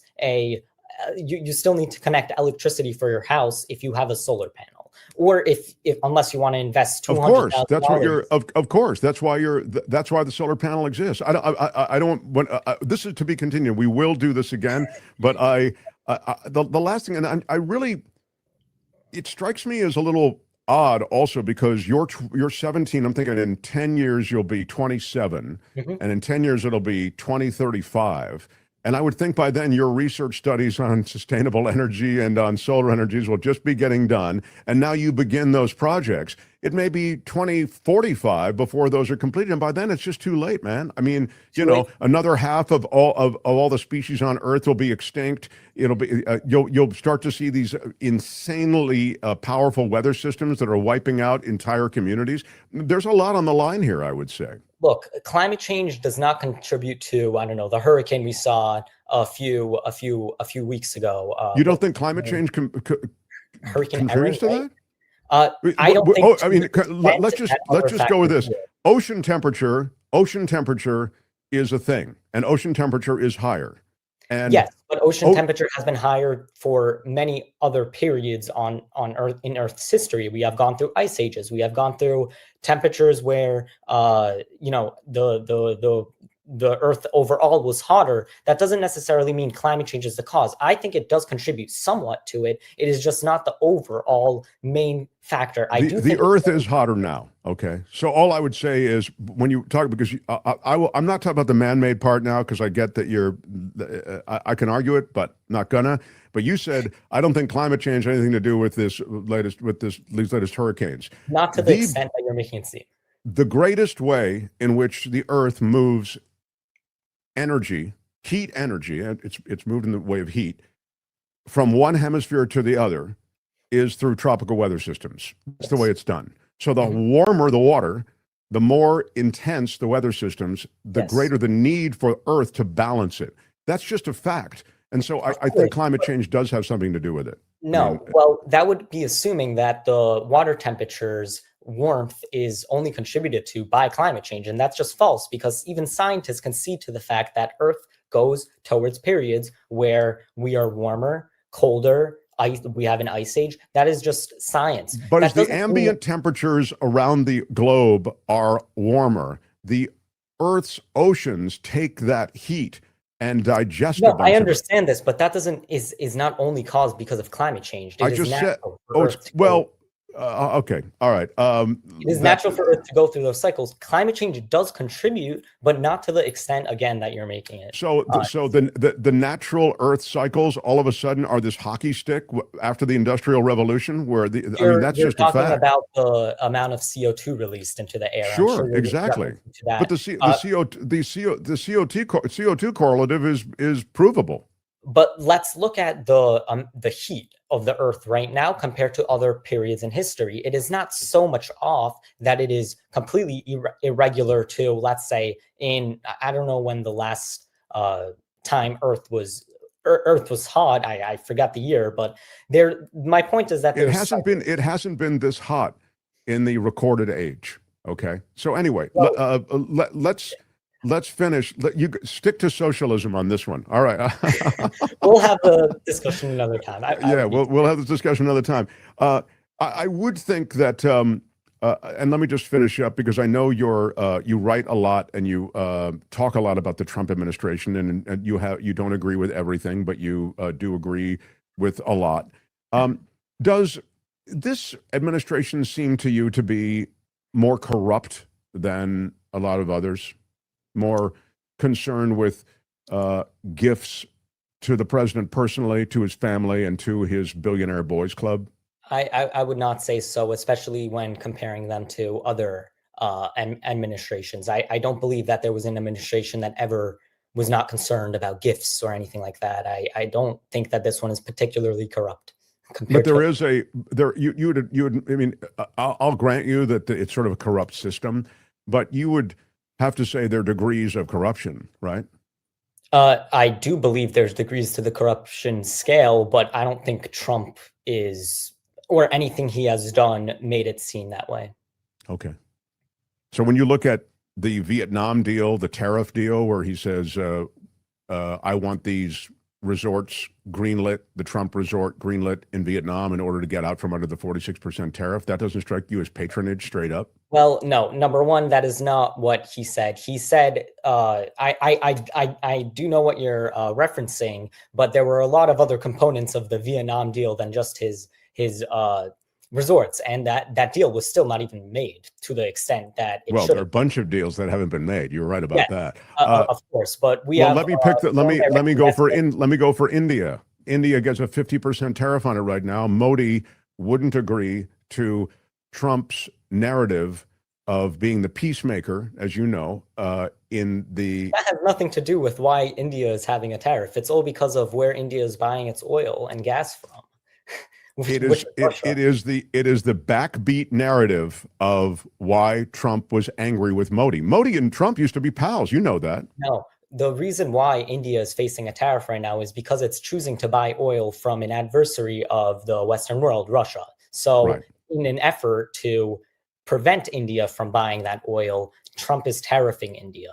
And that is the main reason. It has nothing to do with the fact that India's president, is it president or prime minister? I forget. Yeah, I think I think it's prime minister. Yeah, but I don't know. Prime minister, fine. Yeah. Does not want to condone the fact that Trump is actually the peacemaker in the Pakistan-India conflict that happened in February. And lastly, Brazil, the 50% tax on imports from Brazil. Can you speak to that and the motivation of Donald Trump on that one? What do you mean? Can you? Well, I mean that he is imposing that tariff because he's not happy that Bolsonaro's on trial for the coup attempt there in Brazil. Well, he's articulated that. He said the justice system has been weaponized against my friend Bolsonaro. And so first off, I don't believe that's corruption to tariff someone or tariff a country because of its justice system or because of its justice system being politicized or anything like that. That's not corruption. I don't know what you can describe it as, but right, it's not it's a different kind. It's not personalized corruption. Yeah, it is not personalized. It's not self-enrichment. It's not self-enrichment. Number two, there's a lot of different reasons why Trump is choosing to tariff countries like Brazil, for example. And again, it's kind of into the same motive as why he's tariffing every country or almost every country that deals with the U.S. in that he's trying to make better economic deals with those countries. And when we have foreign direct investment, that is the highest we have ever seen in the United States. I believe I believe the total foreign direct investment for from 2024 to 2028 is going to be something like $5 trillion. When we have such a big number, such a great amount of foreign direct investment, you can't call the tariffs a failure because they have clearly worked. We have clearly had huge economic turns with. You'll see a huge economic downturn, I think, Gregory, as a result of. We got the EU to finally militarize. We got NATO to start paying their share. We got the UK to announce one of the biggest breakthroughs in tariffs in history. We got Saudi Arabia to pay over $600 billion in foreign direct investment into the United States. We can't possibly say that these tariffs were a failure. I was not so sure about the tariffs at first, but after seeing the results and after seeing the amount of foreign direct investment and the trade deals made, there is no way you can say that they were a failure, because the truth is that they contributed a bunch of money into the U.S. economy, and hopefully many more trade deals to come in the next few months. Well, we'll meet in 6 months and we'll see how it's all going. I will say Brazil, even on the arithmetic that you're doing, which is sort of a basic trade arithmetic, which is the arithmetic or logic of the current administration, we had a trade surplus, right? We were actually... just because we have a trade surplus does not mean that we can't get a better deal out of that. So okay, well then I guess there's just no way to win. All right, on that. There is a way to win. The way to win is to get as best of a deal as we can. And we have a trade surplus with many of the countries that we had tariffs on, and we still got a better deal out of it. So clearly, it still worked. You can read Gregory Lyov's stuff everywhere. You're the up and comer. You're the popular kid. I get it. I'm just glad you carved out a little time for us. Thank you so much. I much. love going around with you on this stuff. Some of it we felt like some of it we agreed on. Some of it we're still a little bit distant. But I feel very good about this relationship in the future. I think, yeah. I think you can dump Dershowitz and come around to Mark Thompson is what I'm thinking. Yeah. Congratulations on everything. Really excited that you were able to chat with us today, and I look forward to the next time. Thank you so much. Thanks, pal. All right. See you, Gregory. Thank you. It's a tough crowd. Tough crowd. Yeah. Well, I think that one of the things that was said in the comments is true. Maybe many things that were said in the comment section were true. And that is that because I don't have kids of my own, it's sort of exciting for me to talk to a younger person for any length of time. Yeah. And that was a considerable length of time. But yeah, it's true. I didn't light him up on things maybe the way a lot of people would have liked to have seen him lit up. The right-wing talking point, for example, of Social Security being socialism. Yeah, I mean, you pay into Social Security. You could call Social Security a Ponzi scheme if you wanted to. You could call Social Security. You want to insult Social Security. There are lots of ways to do it, but it's actually an insanely successful program, and it's not socialism. You pay into it. So, I think there are places along the way where I feel like I could have leaned in harder, and I didn't.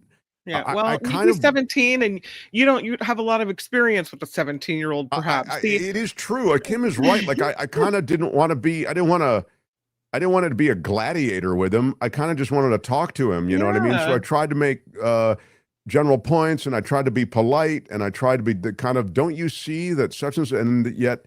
But maybe, it wasn't strong enough for many of you, and a lot of you were angry that I wasn't dragging him out back and roughing him up. And I have a 16-year-old daughter, and she wanted to talk politics last night, which delights me. But she was wrong on a lot of points, and I had no problem ripping her a new one. It was fine. Dismantled what she did. But this is how they learn, and I think this kid is still learning. It's interesting that he called Alan Dershowitz his mentor. Yeah, and I think Dershowitz has helped him a lot. Yeah. And it's kind of like you can see that he doesn't have, as someone said, a lot of seasoning in life. And it'll be interesting to see if he continues with this, how he changes over time. Yeah, I think that, he is an evolving person, and he himself isn't a gladiator. At least that's my sense of him. I don't know. Maybe you've seen him in other forums or read him in other places and you think he is a gladiator. But Mike, just seems like Dershowitz is trying to groom an influencer for the younger generation. Said, yeah, I'm sure that these right-wingers are, on some level, when you say grooming, I mean, to be fair, I mean, I'm sure they're sharing their perspective, which is extreme. I disagree with it, you know, but I thought he's a bright kid. Here it is. Grenache says, bright guess, but he's selectively informed, oversimplifies, and lacks a big picture view. I think that's a fair point. I also think Joan Hollywood said, I don't think a young person with a young brain who's clearly been given one-sided information should be elevated as an expert. Someone's exploiting him. Again, he was on this show because he is a syndicated writer. He's written in the Wall Street Journal. He's written in on Newsmax, again, which is a right-wing site. So it's fair to say he's been elevated by the right-wing media instruments, but it's not fair to say that he's just some 17-year-old off the street. I mean, he is someone who, A, can influence opinion, and B, may be a future public figure from a political standpoint. So, I mean, later you're going to say, wow, I saw that guy on Mark Thompson's show back in 2025. Now he's running for Congress. So, and people wonder why I don't like kids. I love Heather. That is really funny. And this is the one thing Sensible Streamer says, why shouldn't 90% of all taxes be paid by the 90% of people who own a quarter of the wealth? The one thing I wish I'd said to him, and I guess on the tax thing, I kind of let it go, is the billionaire class in America. I sort of made this point, the corporate class in America, given so many breaks. I would love to see the tax burden go back to what it was in the 1960s, when you really saw the wealthiest pay a huge, huge amount, because they're getting a huge, huge amount out of this society. And so when you look at our tax structure now, and again, this horse is way out of the barn. I mean, you've got more billionaires being birthed every month than ever before in history. But that billionaire class should bear a much greater tax burden. No question about it. They are benefiting in ways unprecedented. All this stuff on solar, all this stuff on energy is completely wrong. Right. Pint glass half full, says Luis, with a $5 super chat. Though I disagree with most of his takes, at least Gregory sounds way more articulate than most of the Trump administration. Hashtag hope for the future. You know, again, I didn't have the... I found him to be pleasant, and I also found him to be wrong, maybe open to conversation. You know, I don't know. I guess that was a minority opinion. Yeah, you can tell when someone quotes Tom Homan. Oh my God, should we respect that? No, Ron Sharon. Yeah, the immigration thing was truly infuriating. Yeah. You know, and I know a lot of you were like, "I'm out of here. I can't even listen to this." Okay. Chaplain Frez said with a $20 super chat, thank you for that. I'm sorry, Mark, but as soon as this kid is pushing Trump as soon as this kid is pushing Trump agenda, remember who his mentor is. Bright kid, no doubt, but very pro-Trump. What has Trump done right, I ask. Yeah. Go to college, kids, says love to, bud. Right? Mark, this kid made you look like a fool, says Bruce Kamen. Well, I mean, I don't maybe. think that. I want to see him debate Parker. Reverend P says. Want to see him debate Parker. Who is that, Kim? Okay. If this kid is the future of America, says Luis, I'm moving to Spain. Love paella. Well, I mean, you know, on some level, he is the future of America. I mean, this is the opinion that is being blasted out on the major right-wing propaganda media vehicles that exist in our society, Fox News Channel chief among them. So, again, thank you for those of you who, you know, again, I posted some of the nastiest things to me that I could find in the chat. I wanted to make sure, to be fair to that, I always don't mind it if you put me down. And I felt like, maybe I let this guy go on a little bit too long. Maybe I should have cut him off more. But I did, I think, as Kim noted, sort of have a sense of, I'm talking with a younger person. I'm not here to rough him up, you know. Yeah. Anyway, that was that. And there's other big news happening. And I appreciate all of you had input along the way. I'm not also, as you know, going to make this show an echo chamber. So for me, I thought it was an interesting experiment to talk to someone from a different silo than the one that we always live in. And we've had right-wingers on before. We've had GOPers on before, and we will again. So I'm not afraid of having them in and giving them a forum for ideas. I think the ideas that are associated with this administration are bankrupt of any morality, they're bankrupt of any ethics, and they're bankrupt of any real strategy. So, The Mark Thompson Show. Charlie Kirk was shot today at a rally. Kim, you have the latest? I do. This happened at a Turning Point rally at the Utah Valley University, which is near Provo, Utah. Turning Point is the organization that Charlie Kirk founded. So, and there's video. he was, by the way, sorry, last time I'll interrupt, Yeah. but he was that kid, everybody. Yep. Charlie Kirk, just quite coincidentally, he was that kid that everybody's hating on. He was that kid who was on TV, syndicated stuff. That was Charlie Kirk. And he's led a movement. He is super relevant. And so, again, those of you who are just ready to S-can that kid, I'm telling you, pay attention to stuff like this. Anyway, go ahead, Charlie Kirk. So, shot at a Turning Point rally at Utah Valley University, UTU, which is near Provo. The video of this was posted all over social media, said to be really disturbing, so I don't think that we ought to show it, but the reports are that Kirk was shot in the neck, and it happened during a Q&A with students. And the Turning Point is saying that Kirk is now in the hospital. The university is saying the shot was fired from a nearby building. Other footage shows a large crowd scattering at the time of gunfire. This was an outdoor event. A suspect reportedly in custody. President Trump already taken to Truth Social, calling on people to pray for Kirk. And even Governor Gavin Newsom is speaking out today as well. He recently had Kirk on his podcast. He said the shooting is disgusting and vile and reprehensible. As far as the condition of Mr. Kirk, there are all kinds of different reports coming in from critical condition to not alive. So all we know for sure that we can officially report is that he's hospitalized and getting treatment. I'm going to say one thing here, and obviously this is reprehensible. This gun violence in America, the United States of guns, as I call it, is just unique in all the world. It's disgusting. I think Charlie Kirk's views of the world are reprehensible in many ways, but obviously this is a crime of violence and it's awful and nothing, it's not, I mean, this is just all obvious stuff. We don't condone it in any way. And so I applaud those who have, who've decried it. But this has nothing to do with Charlie Kirk. This has to do with Donald Trump. Donald Trump, you were quick to Truth Social when one of your guys, because you see everything as blue and red, you see everything as us versus them. One of your guys, Charlie Kirk, is shot. And it's horrible and it's awful. And you're right, Donald Trump, to go to Truth Social, which is your social media post, and ask for prayer and support Charlie Kirk.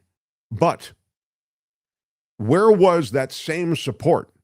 Where was the same decrying of how horrible an act of violence was, political violence, when just a couple of months ago in Minnesota, 2 lawmakers were gunned down dead? You said nothing. It was disgusting. The silence from the White House. Paul May and Ruth May, Minnesota Democrats, gunned down. And it was in their house, shot dead by an anti-abortionist. And where was Donald Trump? Nowhere. And still is nowhere on it. So, bravo for decrying the violence associated with Charlie Kirk. But shame for the way you see the world, us versus them, and that you never could rally and muster even a tepid post of support to decry the violence that took those 2 innocent lives in Minnesota. We'll update the Charlie Kirk situation tomorrow. Can I just mention briefly that this tour, this is a comeback tour that he is on, and it's being called a nationwide campus tour aimed at equipping students with the tools to push back against left-wing indoctrination in academia and to reclaim their right to free speech. So that's the whole point of this Charlie Kirk comeback tour. Yeah. I again, this indoctrination, I don't know. You know, what I have to say about indoctrination on college campuses is, I mean, I think inspiring free thought is a great thing. I think you'd be surprised at how many college kids can't be indoctrinated. I do think you can learn certain facts that aren't in evidence. I think you can also learn certain perspectives that aren't fair to a whole situation. But in this administration and in the conservative doctrine apparently now in Washington, they want to dry clean everything from the Smithsonian to the universities of any real history. You want to get rid of a slavery history. You're telling me you're worried about indoctrination? You're worried about an extreme perspective? I mean, it's unconscionable what's happening in Washington, D.C.